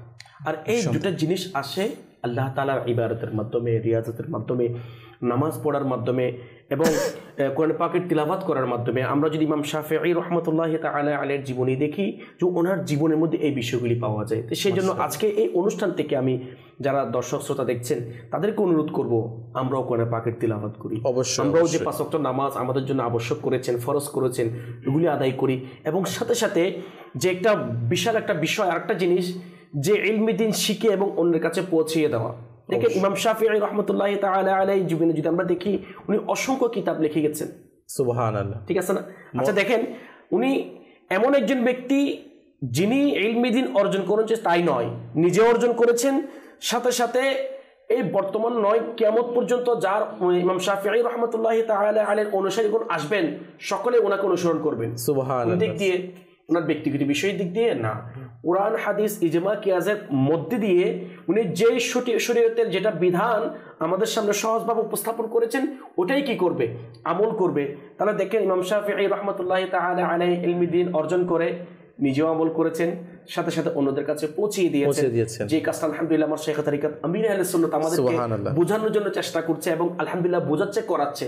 সেই জন্য আমি অনুরোধ করব, আমরা আল্লাহ তাআলার ইবাদত করি, ইলমি দ্বীন শিখে এবং অন্যদের কাছে পৌঁছিয়ে দেওয়ার জন্য মাদিনী কাফালায় সফর করি, যতটুকু সম্ভব দ্বীনের খিদমত করি। তাহলে দেখবেন ইনশাআল্লাহ আজ্জা ওয়া জাল আল্লাহ তাআলা আমাদের দুনিয়াও সুন্দর হবে, পরকালও সুন্দর হবে ইনশাআল্লাহ। ইনশাআল্লাহ খুব সুন্দরভাবে আমাদের সিলেম হুজুর আমাদের কাছে তুলে ধরেছেন ইমাম শাফিঈ রাহমাতুল্লাহি তাআলা আলাইহি, ইনি কীভাবে ইনার জীবনের মধ্যে, আমরাও আজকে 24 ঘন্টা অতিবাহিত করি, কিন্তু আমাদের 24 ঘন্টা অতিবাহিত কিভাবে হয়, ইনি কীরকম রাতকে 3 ভাগে বিভক্ত করে নিতেন, অর্ধেক ইবাদতের মধ্যে, আর অর্ধেক লিখনির মধ্যে, আর অর্ধেক আরাম আয়েশের মধ্যে। তো আরামের মধ্যে ইনি যে ইবাদতের শক্তি অর্জন করার জন্য যে বিষয় দেখেন, আজকে আমরা অনেক সময় এমন কিছুতে বিভোর হয়ে যায়, শরীরের সুস্থতার দিকে খেয়াল রাখি না। এটা কিন্তু অবশ্যই খেয়াল রাখা উচিত। আপনি চাকরি করছেন, আপনি ব্যবসা করছেন, আপনি যা কিছুই করেন না কেন, কিন্তু আপনার শরীর সুস্থতা সবার আগে প্রায়োরিটি দেওয়া উচিত। আর নিজের ইবাদত তো করার, এটার দেখা অবশ্যই উচিত, পাশাপাশি অন্যের উপকারে আসে, আমার প্রিয় আকা সাল্লাল্লাহু আলাইহি ওয়াসাল্লাম উম্মতের কিছু উপকারে আসে, সেরকম কোনো কাজও করে যাওয়া, যেরকম কাজ ইমাম শাফিঈ রাহমাতুল্লাহি তাআলা আলাইহি করে গিয়েছেন। এনাকে যারা অনুসরণ করছেন, তার অনুসারীগণ কিয়ামত পর্যন্ত তার সেই ফায়দাগুলা লুটে নিতে থাকবেন। এটাই হচ্ছে যে মানুষের উপকারে কিছু করে যাওয়ার মর্তবা, বরকত। তো ইমাম শাফিঈ রাহমাতুল্লাহি তাআলা আলাইহি কোরআনে পাকের আশিক ছিলেন। আজকে যে কোরআনে পাক আমরা ভুলে গিয়েছি, এটা আমাদের কিছুক্ষণ আগে আমাদের নাসির মাদিনী হুজুর বলেছে যে আজকে আমরা মুহূর্তে মুহূর্তে মোবাইল SMS চেক করি, কখন মোবাইলে কেউ আমাকে SMS করেছে কিনা, কিন্তু কোরআনে পাকের মধ্যে যে SMS আমার মালিক করেছে, যে কোরআনে পাকের মধ্যে যে SMS আমার রব তাআলা করেছে আমাকে উদ্দেশ্য করে, হে ইমানদারগণ তুমি এই কাজ করেছো কিনা, হে ইমানদারগণ তোমরা এটা থেকে বিরত থাকো, তাহলে আজকে আমরা সেই SMS কয়জনে সিন করছি, সেটা হচ্ছে দেখার বিষয়। আল্লাহ পাক আমাদেরকে বুঝার তৌফিক দান করুক। যেরকম আলোচনা শুনছিলাম, ইলমি দ্বীনের প্রতি ইনার কেমন মহব্বত ছিল, নাসির হুজুর আমাদেরকে বলেছিল যে ইনার মা বাবা কীভাবে ইনার সন্তানকে উৎসাহ দিয়েছিল এবং আলেমী দ্বীনদের হাতে সুপর্দ করে দেওয়া, কেমন একটা মাইন্ড, চিন্তা চেতনা, তো এটাও আমাদের হওয়া উচিত। এই বিষয়ে আপনি আর কি দর্শকের কাছে তুলে ধরবেন আমাদের? ইলমি দ্বীন এটা আসলে জি ইসলামের মধ্যে অনেক গুরুত্বপূর্ণ একটা বিষয়। জি, তো ইলমি দ্বীন শিক্ষা অর্জন প্রত্যেক মুসলমান নর নারী সবার উপর ফরজ রয়েছে। তো আসলে ইলমি দ্বীন শিক্ষা অর্জন এর গুরুত্ব দেওয়ার কারণে, যেরকম এনার মা ছেলেকে সুবর করার মাধ্যমে গুরুত্ব দিয়েছেন, এভাবে একজন না কাউসার ভাই এবং বিভিন্ন আল্লাহর ওলিদের ক্ষেত্রে পাওয়া যায়। আপনি দেখেন হযরত সাইয়েদনা বায়াজিদ বিস্তামি রাহমাতুল্লাহি তাআলা এর ক্ষেত্রে এনার আম্মি যান, এনার আচ্ছা দোয়া করেছেন, আমরা সবাই জানি দোয়া করেছেন, আল্লাহর হয়ে গেছেন, এতটুকু স্থগিত নয় কাউসার ভাই। এরপরে ইনাকে ইলমি দ্বীনের সাধনার মধ্যে এমনভাবে পাঠিয়েছেন, ইনি এমনভাবে চলে গিয়েছেন, অনেক বছর পর যখন ফিরে আসছেন, যাচ্ছিলেন ইবাদত করতে করতে একটা জঙ্গলের পথ দিয়ে, যেতে যেতে যেতে হঠাৎ করে ইনার ঘরের সামনে চলে আসলেন, জীর্ণ শীর্ণ অবস্থা শরীর, ইবাদত করতে করতে। হঠাৎ করে ঘরের সামনে মার সামনে চলে মা এটা জিজ্ঞেস করেননি, হ্যাঁ আমার আদরের দুলাল অনেকদিন পরে আসছো, ঘরে আসো। বেটা, তোমাকে যে মাকসাদ নিয়ে পাঠিয়েছিলাম তোমার ওই উদ্দেশ্যটা কি সম্পূর্ণ হয়েছে? যদি না হয় ওই দরজা থেকে চলে যাও। আল্লাহু আকবার, আল্লাহু আকবার। এমন কি হযরত সাইয়েদনা বায়াজিদ ইসলামী রাহমাতুল্লাহ তাআলা আম্মাজান ওনাকে ওই দরজা থেকে এনাকে আবার পাঠালেন। শেষ পর্যন্ত উনি লাস্ট যেটা ইলমি দিনের যা স্তর বাকি ছিল সব শিখে ইবাদত রিয়াজত করে কামিল হয়ে আবার ঘরে ফিরে আসছে। সুবহানাল্লাহ, সুবহানাল্লাহ। আম্মাজানের মা বাবার একটা অনেক বড় ভূমিকা। এভাবে আমার হযরত সাইয়েদনা গৌসুল আযম, আমার হুজুর গৌস পাক হুজুর আব্দুল কাদের জিলানী রাদিয়াল্লাহু তাআলা রাহমাতুল্লাহ তাআলা আলাইহি ইনার ক্ষেত্রে এভাবে পাওয়া যায়। আব্বুজান রাহমাতুল্লাহ তাআলা যখন পর্দা করেছেন, আমার হুজুর গৌস পাক রাহমাতুল্লাহ তাআলা আলাইহি এর আম্মিজান এর ঘরের মধ্যে রাওয়ায়াতে এরকম রয়েছে যে শুধুমাত্র একটা গাভীর দুধ দিয়ে চলার মতো ছিল। আচ্ছা, তো এই সামান্য পুঁজি দিয়ে চলার উপর আল্লাহ তাআলার উপর তাওয়াক্কুল করে নিলেন। আর ছেলেকে জিলান থেকে বাগদাদ শরীফের দিকে রওনা দিয়ে বললেন, হে আমার পুত্র, হে আমার আদরের দুলাল, যে আজকে তোমাকে আমি বিদায় দিচ্ছি ইলমি দ্বীনের রাস্তায়, আল্লাহ পাকের রাস্তায়, যে আজকে হতে পারে তোমার সাথে শেষ বিদায়, তোমার কিয়ামতের দিন লাস্ট এটার দেখা হবে। আল্লাহু আকবার। মার ছেলের প্রতি একটা ইলমি দ্বীনে আগ্রহ প্রকাশ করার ক্ষেত্রে কিরকম একটা সহযোগী হয়ে যায় মা। আল্লাহু আকবার। এখন বর্তমানে অনেক সময় দেখা যায় মানে স্কুলে বা মাদ্রাসায় বা ইলমি দ্বীন শিক্ষার ক্ষেত্রে মাদ্রাসায় বেশি দিন থাকতে হলে মা নিয়ে আসে। আসলে এগুলো বর্তমান সমাজ যে বিক্রি যাচ্ছে, এটা সবচেয়ে মূল কারণ হচ্ছে ইলমি দ্বীন না থাকার কারণে। দ্বীন ইসলামের জ্ঞান, ইলমি দ্বীন না থাকার সবচেয়ে মূল একটা বড় ডিপেন্ড হচ্ছে ইলমি দ্বীন শিক্ষা অর্জনকারী যারা উস্তাদ রয়েছে, যারা আলিমি দ্বীন রয়েছে, সঠিক সহিহ আকীদা সুন্নি আলিম রয়েছে, তাদের কাছে নিজের ছেলেদেরকে সুবর করাটা এখন বর্তমানে পিতামাতা এটা অনেক গুণ ছেড়ে দিয়েছে। আল্লাহ, কোনো একটা নামের ভিত্তিতে যদি দিয়ে দেয় মাদ্রাসার মধ্যে ইলমি দ্বীন শেখার জন্য, তো বাড়িতে নিয়ে আসার অনেক বেশি আগ্রহ, তাকে ভালো খাওয়ানোর জন্য বেশি আগ্রহ, ভালো পরিধানের জন্য আগ্রহ, মানে বিভিন্ন দুনিয়াবি উদাহরণটা আপনি বায়েজ বুস্তামি রহমতুল্লাহ তাআলাটা নিয়ে নেন না, যে গড়ে এসেছে ওনার অবস্থা তেমনটা কি নয়। জি, মানে বর্তমানে যেরকম আমরা খুঁজি, আমার সন্তানের না মাদ্রাসায় গেলে বা যেখানে যাওয়া হোক ইলমি দ্বীন শিক্ষার জন্য সবকিছু লাগবে, এটা লাগবে, যেরকম আমার 100% লাক্সারিয়াস হয়ে এখানে সবকিছু হতে হবে, আপনি চান, কিন্তু ওইটা না হলে যে আপনি ইলমি দ্বীন শিখতে দিবেন না, এটা আপনি কোত্থেকে পেলেন? তো কুরবানি যেরকম দিয়েছে তখনকার বুজুর্গানি কিরামের মা বাবাগণ, যার কারণে জিনাদের আলোচনা আমরা এখনো করছি, জিনাদের ফাতিহা আমাদের ঘরে করে আমরা বরকত লাভ করার জন্য চেষ্টা করে থাকি। তো ইনারা এমনি হয় নাই, ইনারা এত উচ্চ মর্যাদা এমনি পৌঁছায় নাই, যার কারণে আজকে আমরা ইনাদের উসিলা নিয়ে দোয়া করার কারণে দোয়া কবুল হয়ে যাচ্ছে। তাহলে এটা এমনি সেই মর্তবা নসিব হয়নি। শাফিঈ রাহমাতুল্লাহ তাআলা আলাইহি ইরশাদ ফরমান, এরকম আমি যখন কোনো মাসাইলের মধ্যে আটকে যেতাম, কারণ ইনারা ছিলেন মুজতাহিদ মুতলাক ছিলেন, মানে যারা কোরআনে কারীম থেকে হাদিসে পাক থেকে সশরীরে মাসআলা বের করে নিজে ফতোয়া দিতে পারবে, উত্তর দিতে পারবে। বর্তমানে আমার আলা হযরত রাহমাতুল্লাহ তাআলা দুনিয়া থেকে পর্দা করেছেন প্রায় 103 বা 4 বছর, 104 বছর, 100 প্লাস হয়ে যাচ্ছে। তিনি ওই 100 বছর পূর্বে বলেছিলেন যে বর্তমান জমানার মধ্যে কোনো কয়েকশো বছর পর্যন্ত বর্তমানে কোনো মুস্তাহিদ আসেনি। ওই মুস্তাহিদ যিনি, যার কথাটা হচ্ছে ইসলামের দলিল, যার বলাটা হচ্ছে কোরআন ও হাদিস ভিত্তিক, তো তার অবস্থা এমন ছিল, তিনি বললেন যে আমি যখন কোনো মাসাইলের মধ্যে বেজে যেতাম, আটকে পড়তাম, কোনো সমস্যার মধ্যে সন্নিকট হলাম, তখন আমি হযরত সাইয়েদনা ইমাম আযম রাহমাতুল্লাহ তাআলা আলাইহি মাদার শরীফে গিয়ে 2 রাকাত নফল নামাজ পড়ে ইনার দরবারে ইনার উসিলা নিয়ে আল্লাহ তাআলার দরবারে দোয়া করতাম। সুবহানাল্লাহ। উনার উসিলায় আল্লাহ তাআলা আমার ওই মাসআলাকে, ওই শরীয়তের যে মাসআলা ফায়সালা, এটাকে সমাধান আসান করে দিয়েছে। সুবহানাল্লাহ, সুবহানাল্লাহ। এটাই হচ্ছে আসলে আল্লাহ তাআলার নেককার বান্দা ওলিদের বরকত। তো ইনারা এমনি আল্লাহ পাকের প্রিয় বান্দা হননি, তারা আল্লাহ পাকের দ্বীন ইসলামের জ্ঞান অর্জনের ক্ষেত্রে নিজেও কুরবানি দিয়েছেন। নিজের কুরবানি দেওয়ার পিছনে নিজের মা বাবার অবদান অনন্য ছিল, যেটার কোনো সীমাহীন। তো মা বাবা, আজকে আমরাও যারা দেখতে পাচ্ছি অনুষ্ঠান, আমরাও আমাদের মধ্যে অনেকে মা বাবা দিতে পাচ্ছেন, তো আমরা আমাদের সন্তানদেরকে ইলমে দিন শেখানোর ক্ষেত্রে কতটুকু ত্যাগ দিই। আসলে ত্যাগ বলতে এটা না যে আপনার কাছে যা একেবারে সশরীরে চলে আসলো আপনি করলেন, এটা না। ত্যাগ বলতে যা আপনি হয়তো আপনার ইচ্ছা ছিল না, আশা ছিল, সেটা পেলেন না, আপনি আপনার ইচ্ছা যে না আমার সন্তান সব কিছু একেবারে আসানভাবে সহজভাবে আমার ইচ্ছা অনুযায়ী সব কিছু হয়ে যাবে, এটা কিন্তু ত্যাগ নয়। ত্যাগ হচ্ছে ওইটাই, এটা আপনার মন চাচ্ছে না এটা হোক, কিন্তু না আপনার সুবিধা মতো সব কিছু পায়নি, কিন্তু আপনি আল্লাহ তার রসুলের সন্তুষ্টির জন্য আপনার সন্তানকে আপনি সময় ত্যাগ দিয়েছেন, আপনার সন্তান আপনার সন্তান থেকে দূরে ছিল কিন্তু আপনি আল্লাহ তার রসুলের সন্তুষ্টি খুঁজেছেন, এটাই হচ্ছে ত্যাগ। তাই আমাদেরও চেষ্টা করা উচিত যে ইলমে দিন শিকার ক্ষেত্রে আমাদের সন্তানদের ক্ষেত্রে আমরা যেন তাগিদ দিই, গুরুত্ব সহকারে দেখি, সন্তান না চাইলেও তাকে যেন বুঝি আমরা মহব্বত সহকারে ইলমে দিন শিকার ক্ষেত্রে আমরা যেন এগিয়ে নিয়ে যাই। তো আল্লাহ পাক আমাদের বোঝার তৌফিক দান করুক। কিছু কল SMS অ্যাড করবো, এরপর ইনশাআল্লাহ আমরা আবার আলোচনা সবাই দিকে যাওয়ার চেষ্টা করবো ইনশাআল্লাহ। যে আমাদের কিছু কল শুনিয়ে দিন। আল্লাহ মোহাম্মদ বুলবুল আহমেদ নাকরদা সিংহাসনা থেকে বলছি। আমি একটি হাতে রাসূল শুনতে চাই, সেটি হলো মারহাবা ইয়া মুস্তাফা। মাশাআল্লাহ মাশাআল্লাহ, ইনশাআল্লাহ আমাদের সঙ্গে থাকুন, অবশ্যই চেষ্টা করবো আপনাদের নার শরীফ যা অনুরোধ করছে ইনশাআল্লাহ আমাদের অনুষ্ঠানের মধ্যে অ্যাড করার জন্য। আর কিছু SMS অ্যাড করবো আমাদের অনুষ্ঠানের মধ্যে। যেমনটা এক দর্শক আমাদেরকে SMS করেছেন, আমার সালাম নেবেন, ওয়ালাইকুম আসসালাম ওয়া রাহমাতুল্লাহি ওয়া বারাকাতুহু, আমি একটা গজল শুনতে চাই। ইনশাআল্লাহ আমাদের সঙ্গে থাকুন, অবশ্যই চেষ্টা করবো আপনাদের অনুরোধ পূরণ করার জন্য।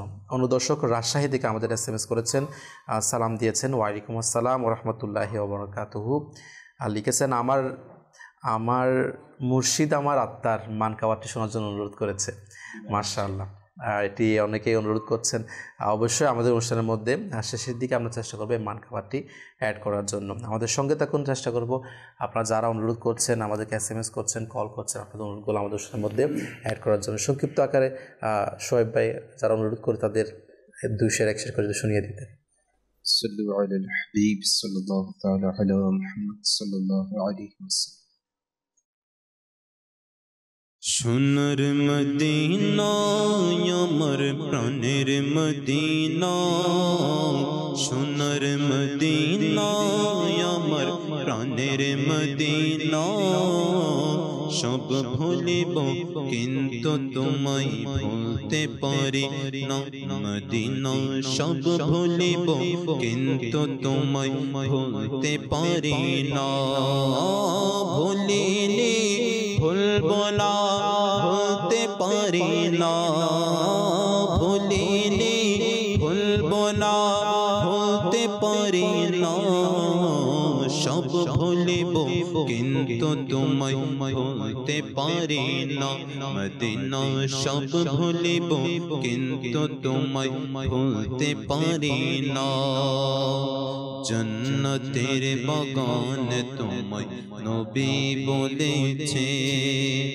খাকে শিফার অধিকারী তোমায় করেছে, জন্নতের বাগান তোমায় নবী বলেছে, খাকে শিফার অধিকারী তোমায় করেছে, তোমার বুকে প্রবাহিত নূরের ঝরনা, তোমার বুকে প্রবাহিত নূরের ঝরনা, সব ভুলিব কিন্তু তোমায় ভুলতে পারি না মদিনা, সব ভুলিব কিন্তু তোমায় ভুলতে পারি না, তোমার বুকে আমার নবীর কদম পড়েছে, তোমার বুকে জিবরিল আমিন সদা এসেছে, তোমার বুকে আমার নবীর কদম পড়েছে, তোমার বুকে জিবরিল আমিন সদা এসেছে, অধম বলে কেমন করে যাব মদিনা, অধম বলে কেমন করে যাব মদিনা, সব ভুলিব কিন্তু তোমায় ভুলতে পারি না মদিনা, সব ভুলিব কিন্তু তোমায় ভুলতে পারি না,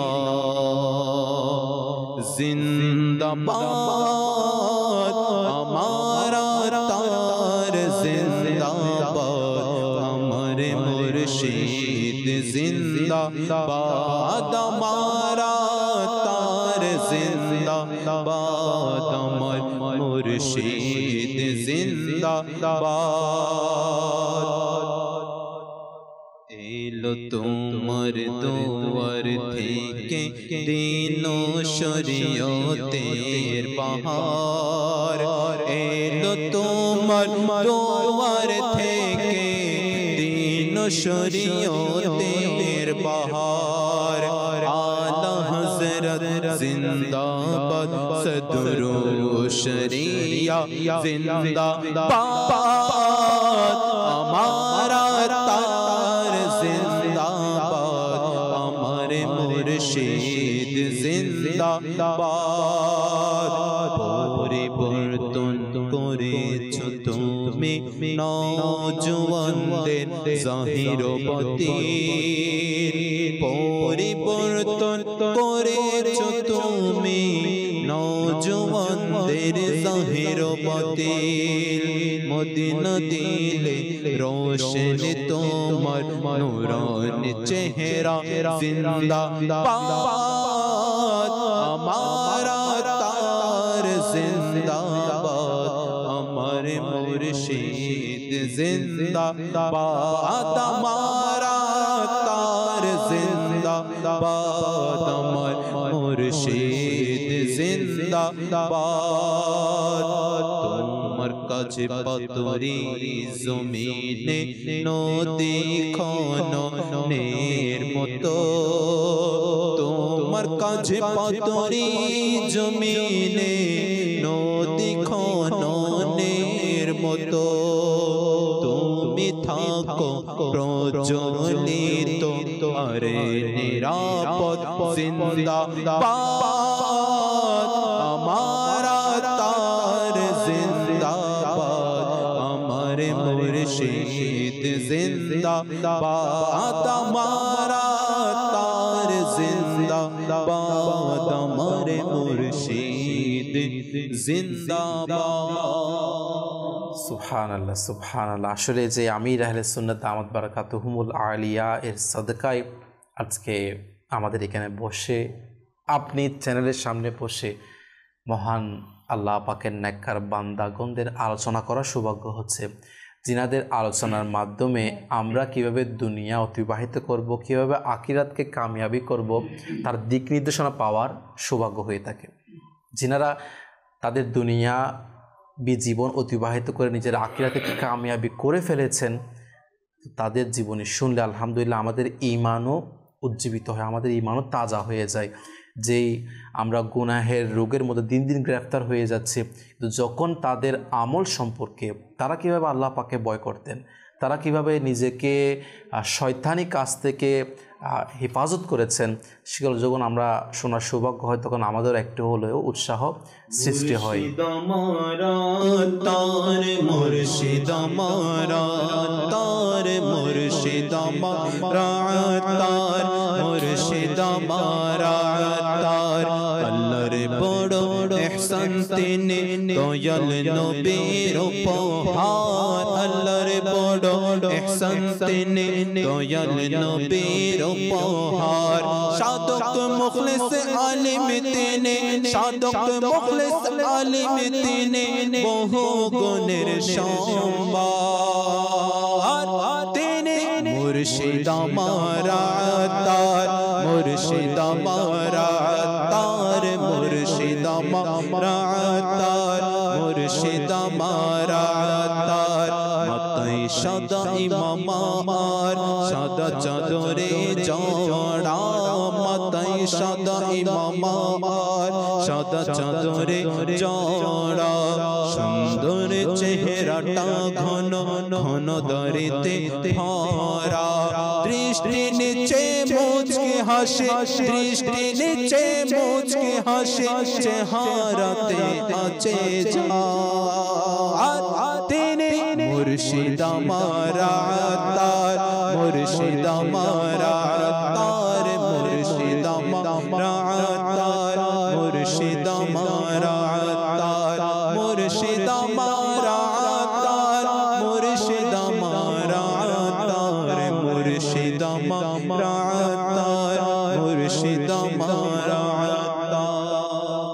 মাশাআল্লাহ মাশাআল্লাহ, আল্লাহ পাক কবুল করুক। দর্শক, আলোচনা করছিলাম হযরত ইমাম শাফিঈ রাহমাতুল্লাহি তাআলা আলাইহি এনার জীবনের বিভিন্ন দিক নিয়ে আলহামদুলিল্লাহ।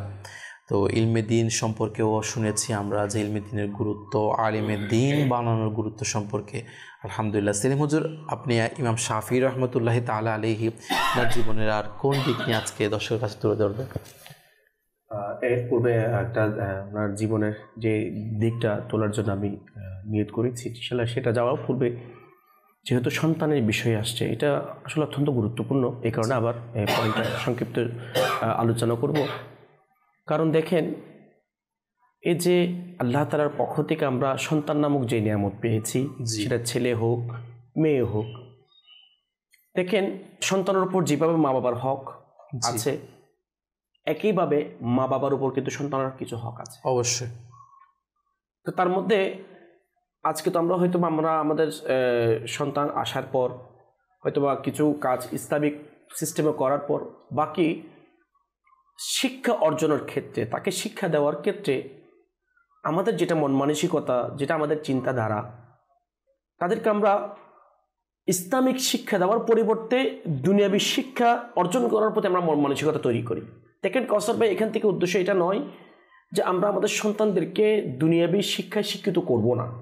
দেখেন, আপনি দুনিয়াবী শিক্ষা অর্জন করলে বা না করলে পরকালে এর জন্য আপনাকে গ্রেফতার করা হবে না, না করলে।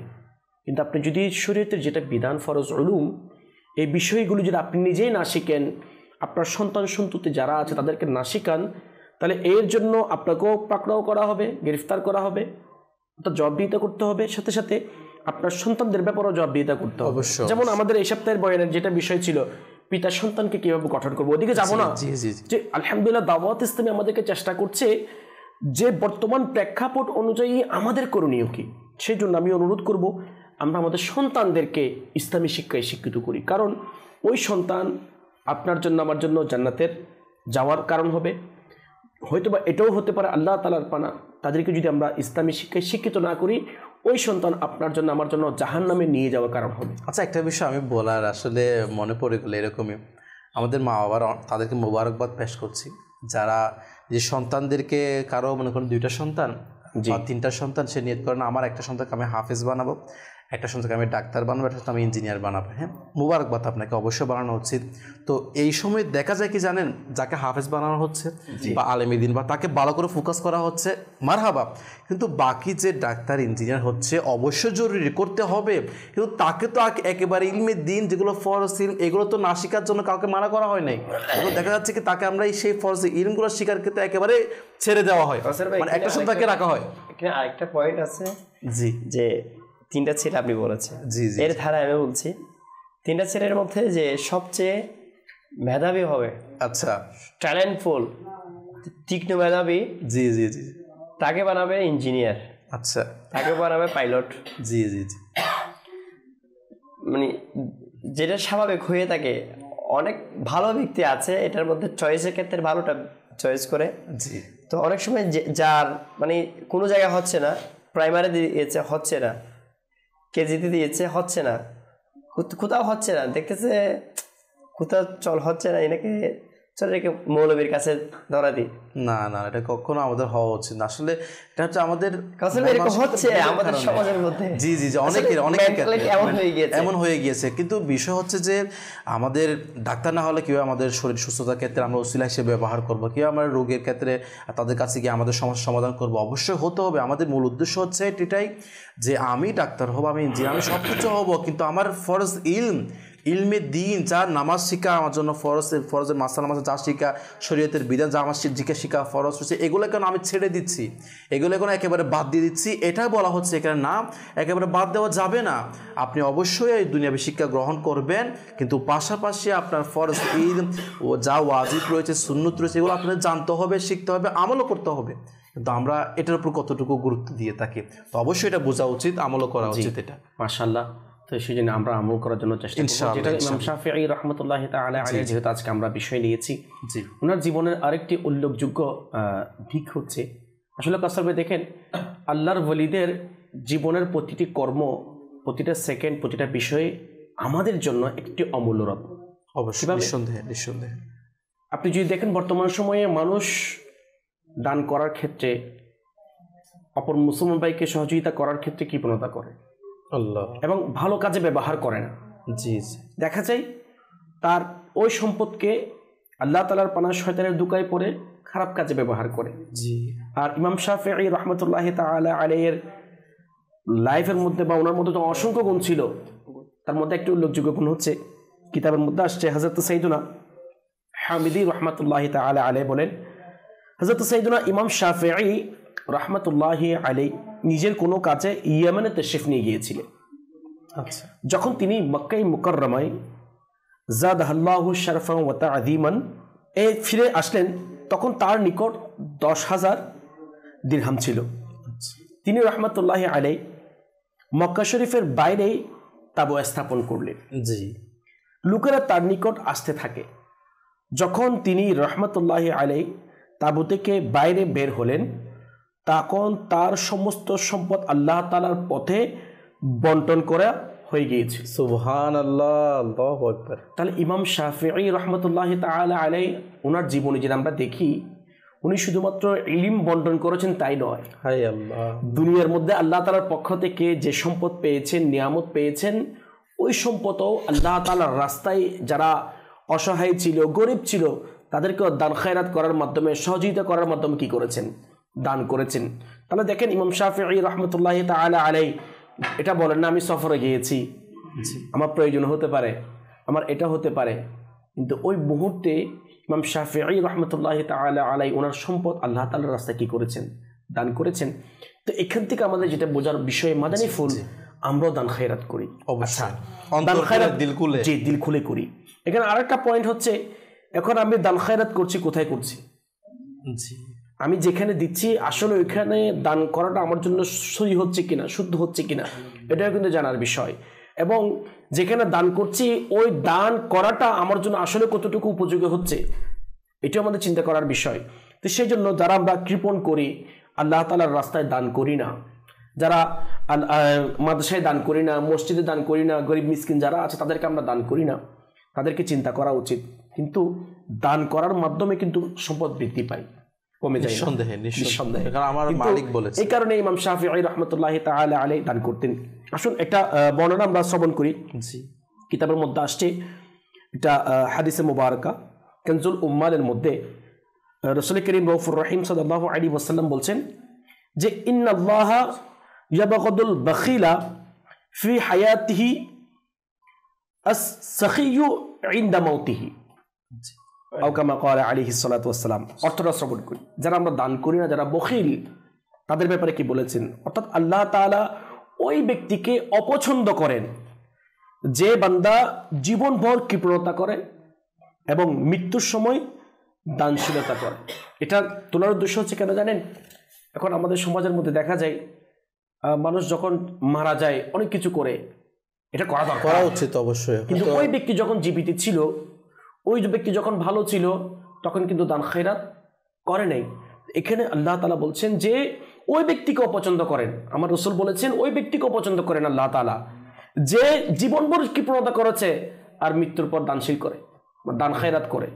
তো সেই জন্য আমাদের উচিত জীবিত থাকা অবস্থায় আমাদের যে আল্লাহ তাআলার পক্ষ থেকে যে নিয়ামত সম্পদ আমরা পেয়েছি, হালাল রিজিক, ওই সম্পদ আল্লাহ তাআলার রাস্তায় দান করা এবং ওই সম্পদ ভালো কাজে, যারা আমাদের প্রতিবেশী আছে, গরিব অসহায় আছে, তাদেরকে দান খায়রাত করা, এটা আমাদের জন্য দুনিয়ার মধ্যেও ফায়দা আনবে, পরকালও আমাদের জন্য নাজাতের উসিলা হবে। আর এই গুণটি, দান করার গুণটি হযরত সাইয়্যিদুনা ইমাম শাফিঈ রাহমাতুল্লাহি তাআলা আলাইহির মধ্যে আখলাকের মধ্যে ছিল। তো সেই জন্য আমরাও যদি আমাদের দেওয়া যে আল্লাহ তাআলার পক্ষ থেকে যে সমস্ত নিয়ামত সম্পদ আমরা পেয়েছি, আমরা দান করি আল্লাহ তাআলার রাস্তায়। দেওয়া তো না, আমরা জমাইতে করবো শুধু, এটা আমাদের মন মানসিকতা। আমাদের লোভ এটা সম্পদের প্রতি এত বেশি হয়ে গিয়েছে, দিতে আমাদের মন চায় না, আমাকে দেওয়ার জন্য হলে আগ বাড়িয়ে নিব। আর দানশীলতার আরেকটা ফজিলত এভাবে কানজুল উম্মালের মধ্যে আরেকটি বর্ণনা এভাবে আসছে যে দানশীলতা জান্নাতের একটি বৃক্ষ।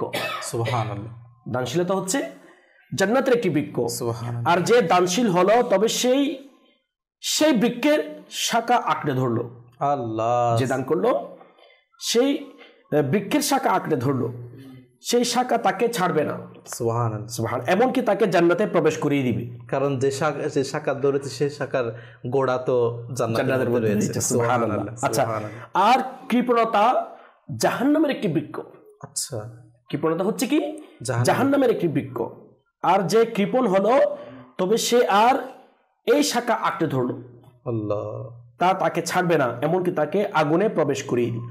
আসলে কৃপণতা বলতে ওই সময়টাকে বোঝা হচ্ছে যে সময় আমি দেখতে পাচ্ছি আমার পাশে একজন মানুষ, সে এরকম একটা শীতের উইন্টার সিজনের মধ্যে পর্যন্ত কষ্ট পাচ্ছে নিজের পরিবারবর্গকে নিয়ে, কিন্তু তারপর আমি তার দিকে একটু মুখ ফুরিয়ে দেখছি। মানে এক কথায় যেটাকে মিতব্যয় বলা হয়, যেখানে খরচ করা দরকার, যেখানে ব্যয় করা দরকার ওইখানে না করা, যেখানে করা দরকার না সেখানে করা, এটাকেও কৃপণতা বলে। একটা হচ্ছে বখিল, ভালো কাজে ব্যবহার না করে। একটা হচ্ছে ভালো কাজ বলেন, খারাপ কোনো কাজে সে ব্যবহার করছে না, এটাও কৃপণ আছে, কিন্তু সাথে সাথে এটাও কৃপণ, ভালো কাজে ব্যবহার না করে সে গুনাহের কাজে ব্যবহার করছে, আল্লাহ, বখিল। তো সেই জন্য আল্লাহ তাআলা আমাদেরকে কৃপণ হওয়া থেকে, কারণ কৃপণ ব্যক্তি কেউ পছন্দ করে না সচরাচর। হয়তো মানুষ হয়তো দুনিয়ার ক্ষেত্রে কিছু মানুষ পছন্দ করলো, কিন্তু পরকালে গিয়ে সে বেঁচে যাবে। আবার অনেকে বলবো তো হুজুর আমি তো দান সৎকার করি, তো যেখানে দেখা যায় কি গান বাজনা হয় ওখানে আমি ডোনেশন হিসেবে দিই। জি জি জি জি, মানে আমি একেবারে মানুষকে, আমার ইয়ং জেনারেশন খুশি করার জন্য বিভিন্ন প্রোগ্রাম আমাকে প্রধান অতিথি হিসেবে নিয়ে যাওয়া হয়। মানুষের অবস্থা করি তো আমি আল্লাহ তাআলা ফানা হেফাজত করুক আমাদের। কেমন একজন ব্যক্তির শব্দ আমার কানে এখনো পর্যন্ত ব্যক্তি সম্পর্কে শুনেছি, ওনার কাছে দিনী কাজের জন্য মানুষ চাই, স্বাভাবিক মিলাদ মাহফিল বলেন, মসজিদ বলেন, মাদ্রাসা বলেন, জি জি, বা এই ধরনের যখন নেকিন কাজ হয় তখন ডোনেশনের জন্য যায়। তখন ওই ব্যক্তি নাকি বললেন আমি এগুলির জন্য টাকা দিই না, আমি গান বাজনা হলে এখানে টাকা দিই। আচ্ছা, তাহলে ওই ব্যক্তি কত বড় দুর্ভাগা, হতভাগা। তার সে অনেক সম্পদ ছিল। আমার পরিচিত একজন, নাম নিচ্ছি না, তো ওই ব্যক্তি সম্পর্কে জানলাম যে ওই ব্যক্তি নাকি বললো যে আমি এই নেকির কাজগুলিতে কি দিই না, মানে মাহফিল হলে এই ধরনের কোনো একটা নেকির কাজ হয় না, আলহামদুলিল্লাহ সমাজের মধ্যে মিলাদুন নবী বলেন, গিয়ারবি শরীফ বলেন, বিভিন্ন আল্লাহর ওয়ালিদের উরুস শরীফ, ফাতিহা শরীফ বলেন, জি জি, উনি নাকি বললেন যে আমি এগুলোর জন্য টাকা দিই না, আমি তো ওগুলির জন্য টাকা দিই। আল্লাহ আমাদের পরিস্থিতি যেমন, সেজন্য বোঝার তৌফিক দান, এবং ওটাও পয়েন্ট যেটা আমি কোথায় দান করব, আমার সম্পদ কোথায় খরচ করব, আলহামদুলিল্লাহ সেই শিক্ষা ইমাম শাফিঈ রাহমাতুল্লাহি তাআলা আলাইহি আমাদেরকে দিয়েছেন। শুধু তাই নয়, আমরা যদি আল্লাহর ওলিদের জীবনে যদি স্টাডি করি, ওনাদের জীবনে যদি ভালো করে অনুধাবন করি, তাহলে দেখবেন আমাদের দুনিয়ার মধ্যে পথ চলাটা খুব সহজ হবে, এবং আল্লাহ তাআলাকে রাজি করা যেটা এই মাধ্যম খৌফে খোদা, সেটাও খুব অটোমেটিকলি চলে আসবে আল্লাহ তাআলার দয়ায়। সাথে সাথে আল্লাহ তাআলার খৌফে খোদা এবং আল্লাহ তাআলাকে রাজি করার যেটা উত্তম মাধ্যম, সর্বোত্তম মাধ্যম, সেটা হচ্ছে ইশকে রাসূল, মুহাম্মদ ভালোবাসা, দয়াল নবীর ভালোবাসা, সেটাও চলে আসবে ইনশাআল্লাহ। ইনশাআল্লাহ আসলে ইশকে রাসূল হচ্ছে যে আমাদের সকল আমল বলেন, যত কিছু থাক না কেন, যদি ইশকে রাসূল অন্তরের মধ্যে না থাকে, কিভাবে আমাদের দুনিয়া ও আখিরাত কামিয়াব হতে পারে, এটা একটা দেখার বিষয়। আল্লাহ পাক আমাদের বোঝার তৌফিক দান করুক। যেটা কুফুর সেলিম হুজুর আমাদের কাছে তুলে ধরলেন যে ইমাম শাফি রহমতুল্লাহি তাআলা আলাইহি দান সৎকার ব্যাপারে ইনি কীভাবে দান করতেন, আমাদেরও সেরকম দান করার তারা তৌফিক নসিব করুক। এবং আমাদের সম্পদ আমরাও যদিও খরচ করি, হালাল কাজে খরচ করছি কিনা, হারাম কাজে খরচ করছি কিনা, সেটাও দেখার বিষয়। আল্লাহ পাক আমাদের বোঝার তৌফিক দান করুক।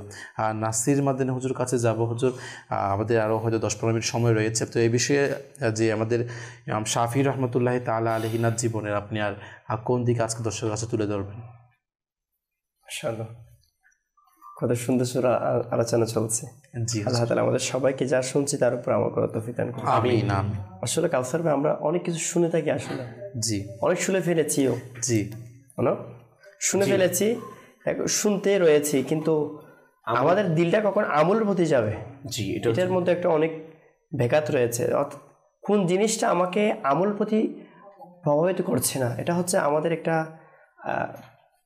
আপন একটা উৎসাহর বিষয় রয়েছে, জি যে যার কাছে যে জিনিসের গুরুত্ব থাকে সে ব্যক্তি ওই জিনিসটাকে অবশ্যই তার সামনে রাখবে, ওটাকে অনুসরণ করবে। জি, তো যার তৃষ্ণা হচ্ছে ইলমে দিনের মধ্যে, তো তার ইলমে দিন ছাড়া তো তার তৃষ্ণাই মিটবে না। জি, তদ্রূপ ইমাম শাফিঈ রাহমাতুল্লাহি তাআলার ক্ষেত্রে বর্ণিত রয়েছে যে আমার হাদিসের ভিতরে রয়েছেন, আমার প্রিয় নবী সাল্লাল্লাহু তাআলা আলাইহি ওয়াসাল্লাম ইরশাদ ফরমায়েছেন, হাদিস পাক সারাংশ এরকম, মান ইউরিদুল্লাহু বিহি খায়রান ইউফাক্কিহু ফিদ্দীন। জি, আল্লাহ পাক যার কল্যাণ চান তাকে আল্লাহ তাআলা দ্বীনের অনুধাবন শক্তি দান করেন, সুবহানাল্লাহ। যার কল্যাণ চান।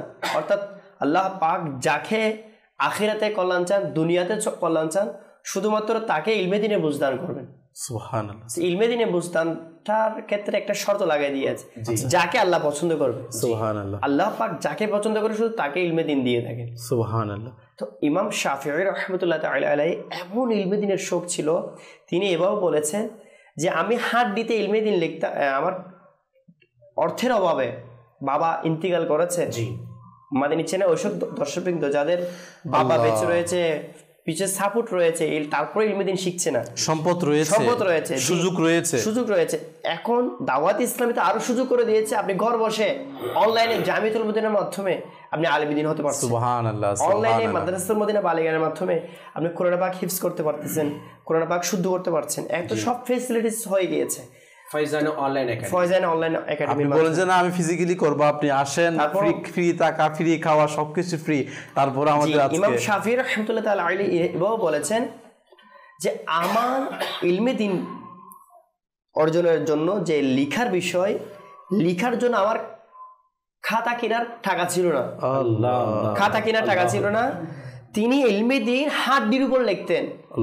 তিনি ইরশাদ ফরমান, হাড্ডির উপর ইলমে দিন ওর হাদিস পাক রিওয়ায়াত লিখতে লিখতে, মাসালা মাসে লিখতে লিখতে আমার ঘরের পাশে যেটা কূপ ছিল পানির, ওই কূপটা ওই হাড্ডি দিয়ে ভরে গিয়েছে। আল্লাহু আকবার। এমনকি তীরের অবশিষ্টাংশ, যুদ্ধের যে তীর রয়েছে, তীরের অবশিষ্ট কত বড় হবে, ছোট ছোট টুকরা হয়ে গেল হয়তো বা বিভিন্ন, ওই টুকরার উপর লিখতেন তিনি। একটা ঘটনা, এটা মানে দিলকে হিলাই দিবে, এমন দিলকে নাড়া দিবে, এমন সুন্দর একটা ঘটনা। ইমাম শাফিঈ রাহমাতুল্লাহ তাআলা ছিলেন ইমাম মালিক রাহমাতুল্লাহ তাআলা এর ছাত্র। ইমাম মালিক রাহমাতুল্লাহ তাআলা এমন আল্লাহর ওলি ছিলেন, এমন বড় ইমাম ছিলেন। আমি যে শুরুতে বলেছি ইসলামের 4টা বড় মাযহাবের মধ্যে ইমাম আযম রাহমাতুল্লাহ তাআলা আলাইহি, ইমাম শাফিঈ রাহমাতুল্লাহ আলাইহি, ইমাম মালিক রাহমাতুল্লাহ আলাইহি, ইমাম আহমদ বিন হাম্বল রাহমাতুল্লাহ আলাইহি, অর্থাৎ হানাফি, শাফিঈ, হাম্বলি, মালিকি মাযহাব। তো মালিকি মাযহাবের যিনি পেশওয়া, যিনি প্রতিষ্ঠাতা ইমাম মালিক রাহমাতুল্লাহ তাআলা আলাইহি, তিনি অনেক আদববান ছিলেন হাদিস পাকের প্রতি। সুবহানাল্লাহ। উনার ছাত্র ছিল ইমাম শাফিঈ রাহমাতুল্লাহ তাআলা। সুবহানাল্লাহ। ইনাদের মধ্যে আবার উস্তাদ শাগির্দের সম্পর্ক, ভালো সম্পর্ক। তো একদিন ইমাম শাফিঈ রাহমাতুল্লাহ তাআলা আলাইহি মানে ইলমে দিন শিকার জন্য ইমাম মালিক রাহমাতুল্লাহ তাআলার সামনে উপস্থিত ছিলেন। তো আর ইমাম মালিক রাহমাতুল্লাহ তাআলা আলাইহি এমন আল্লাহর ওলি ছিলেন, এমন আদববান ছিলেন, তিনি যখন হাদিস শরীফ বয়ান করতেন, তিনি এভাবে বয়ান করতেন, মদিনা শরীফের আমার প্রিয় নবী সাল্লাল্লাহু আলাইহি ওয়াসাল্লামের রওজা মুবারকের পাশে সিংহাসনে বসে, আলিশান সিংহাসনে বসে লুবান আগরবাতি খুশবু জ্বালিয়ে, যে এ প্রিয় নবী, অর্থাৎ আমার নবী রওজা মুবারকের দিকে আঙ্গুল দিয়ে ইশারা করে বলতেন, এ জিন্দা নবী, এ প্রিয় নবী, আখির নবী সাল্লাল্লাহু আলাইহি ওয়াসাল্লাম এইভাবে বলেছেন। সুবহানাল্লাহ। মানে এইভাবে হাদিস শরীফ শিক্ষা দিতেন। সুবহানাল্লাহ। তিনি রাস্তাঘাটে চলার সময় যখন কোনো মাসআলা জিজ্ঞেস করতেন, ওযুর মাসআলা, গোসলের মাসআলা, তিনি উত্তর দিয়ে দিতেন। কিন্তু যদি ইনার কাছ থেকে হাদিস শরীফ বয়ান করার জন্য বলা হতো, তিনি রাস্তার পথের মধ্যে কোনো যেখানে সেখানে যত্রতত্র ইনি উত্তর দিতেন না। ইনি বলতেন, মসজিদে নববী শরীফের মধ্যে সিংহাসন লাগাও, আগরবাতি জ্বালাও, লুবান জ্বালাও, স্পেশাল ভাবে সিংহাসন লাগিয়ে পরিবেশ তৈরি করে এখানে সালাতু সালাম জিকির করে, তখন বলতে এই জিন্দা প্রিয় নবী সাল্লাল্লাহু আলাইহি ওয়াসাল্লাম এভাবে বলেছেন।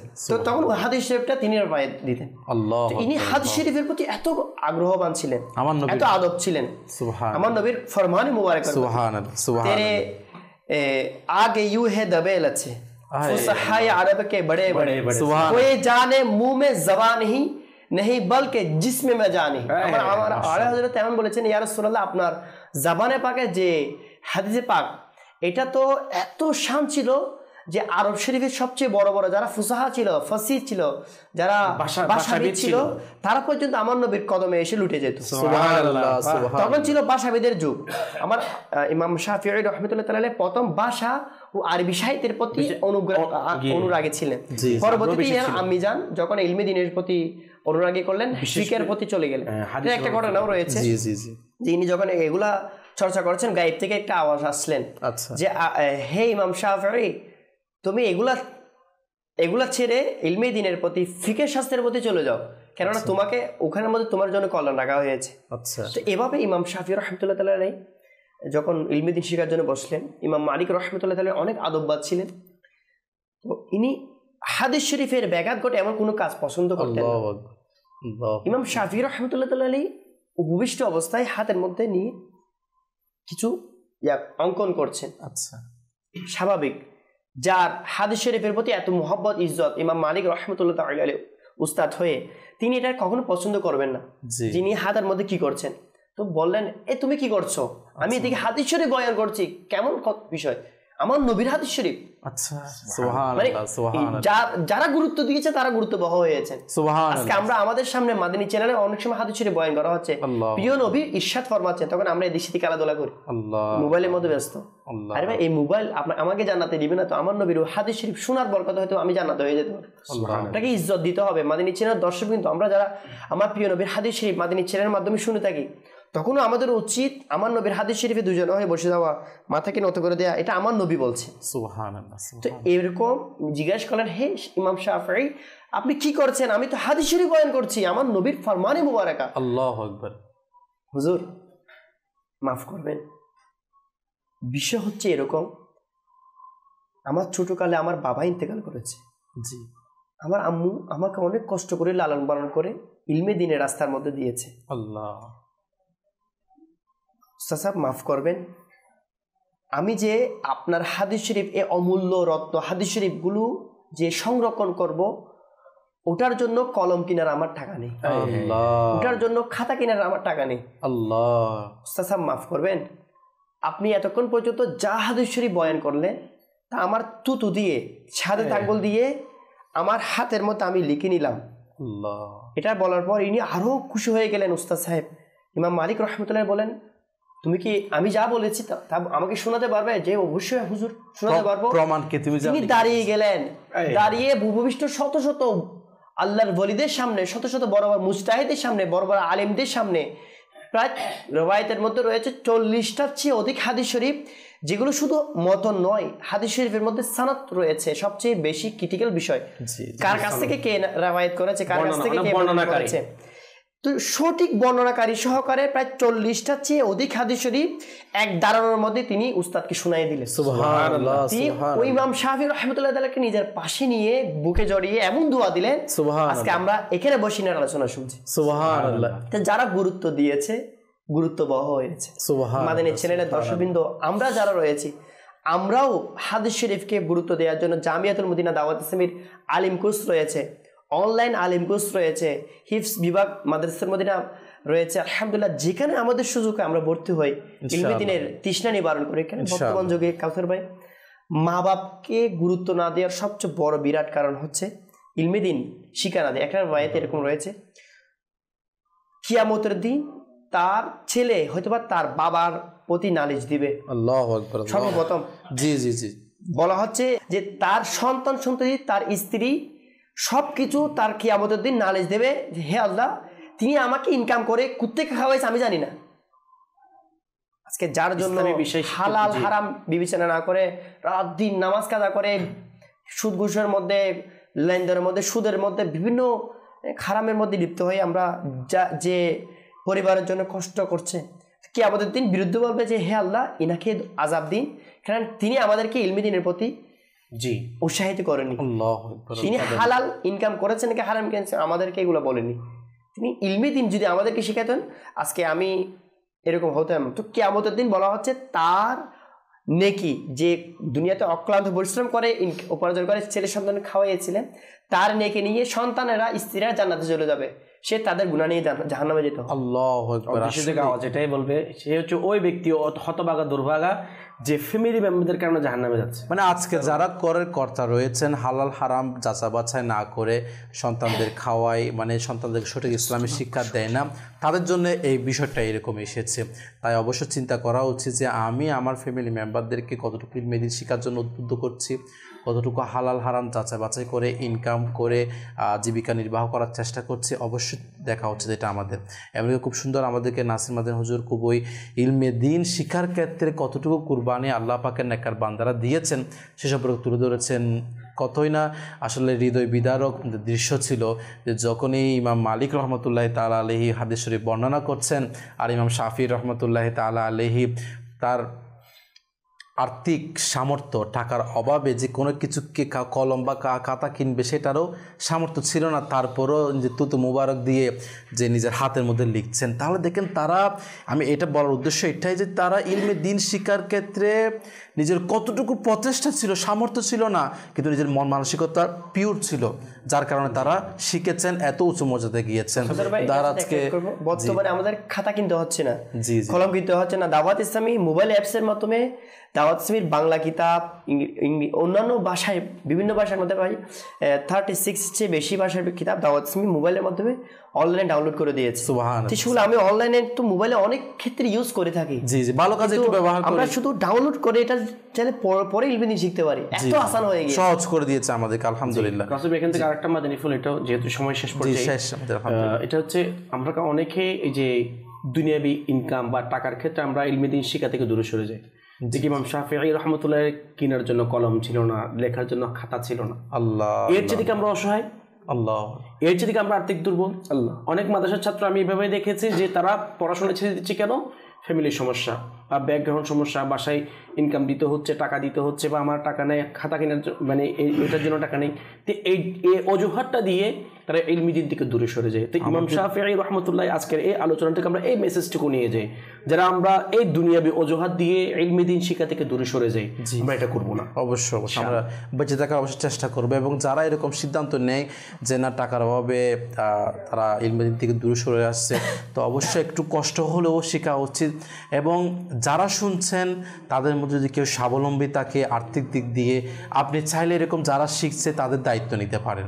যারা অর্থের অভাবে পড়তে পারছে না, যারা অর্থের অভাবে মাদ্রাসার মধ্যে চলছে না, আপনি চাইলে হয়তো আপনি এখন সরাসরি সেখানে মাদ্রাসা গিয়ে শিখতে পারছেন না, আপনি অনলাইনে বা বিভিন্ন ফিজিক্যালি দেওয়া হচ্ছে বিভিন্ন মাধ্যমে পরিষেবা আপনি শিখছেন, কিন্তু কেউ শিখতে পারছেন, আপনি চাইলে আপনার অর্থ দিয়ে হলেও তাকে সাহায্য করতে পারেন। তো এটাও আমাদের মন মানসিকতা হওয়া উচিত। আল্লাহ পাক আমাদেরকে ইলমে নিজেও শিকার এবং সন্তানদেরকেও শিখানোর শেষ তৌফিক নসিব করুক, আমিন বিজাহি নবিল আমিন সাল্লাল্লাহু তাআলা আলাইহি ওয়াসাল্লাম। আল্লাহ তাআলা আমাদেরকে শুরু থেকে শেষ পর্যন্ত যা কিছু শুনেছি তারপর আমল করার তৌফিক দান করুক, আমিন। সাল্লু আলাল হাবিব সাল্লাল্লাহু তাআলা আলা মুহাম্মদ সাল্লাল্লাহু আলাইহি ওয়া আলিহি ওয়াসাল্লাম। আল্লাহ ওয়ালা রাই মিলি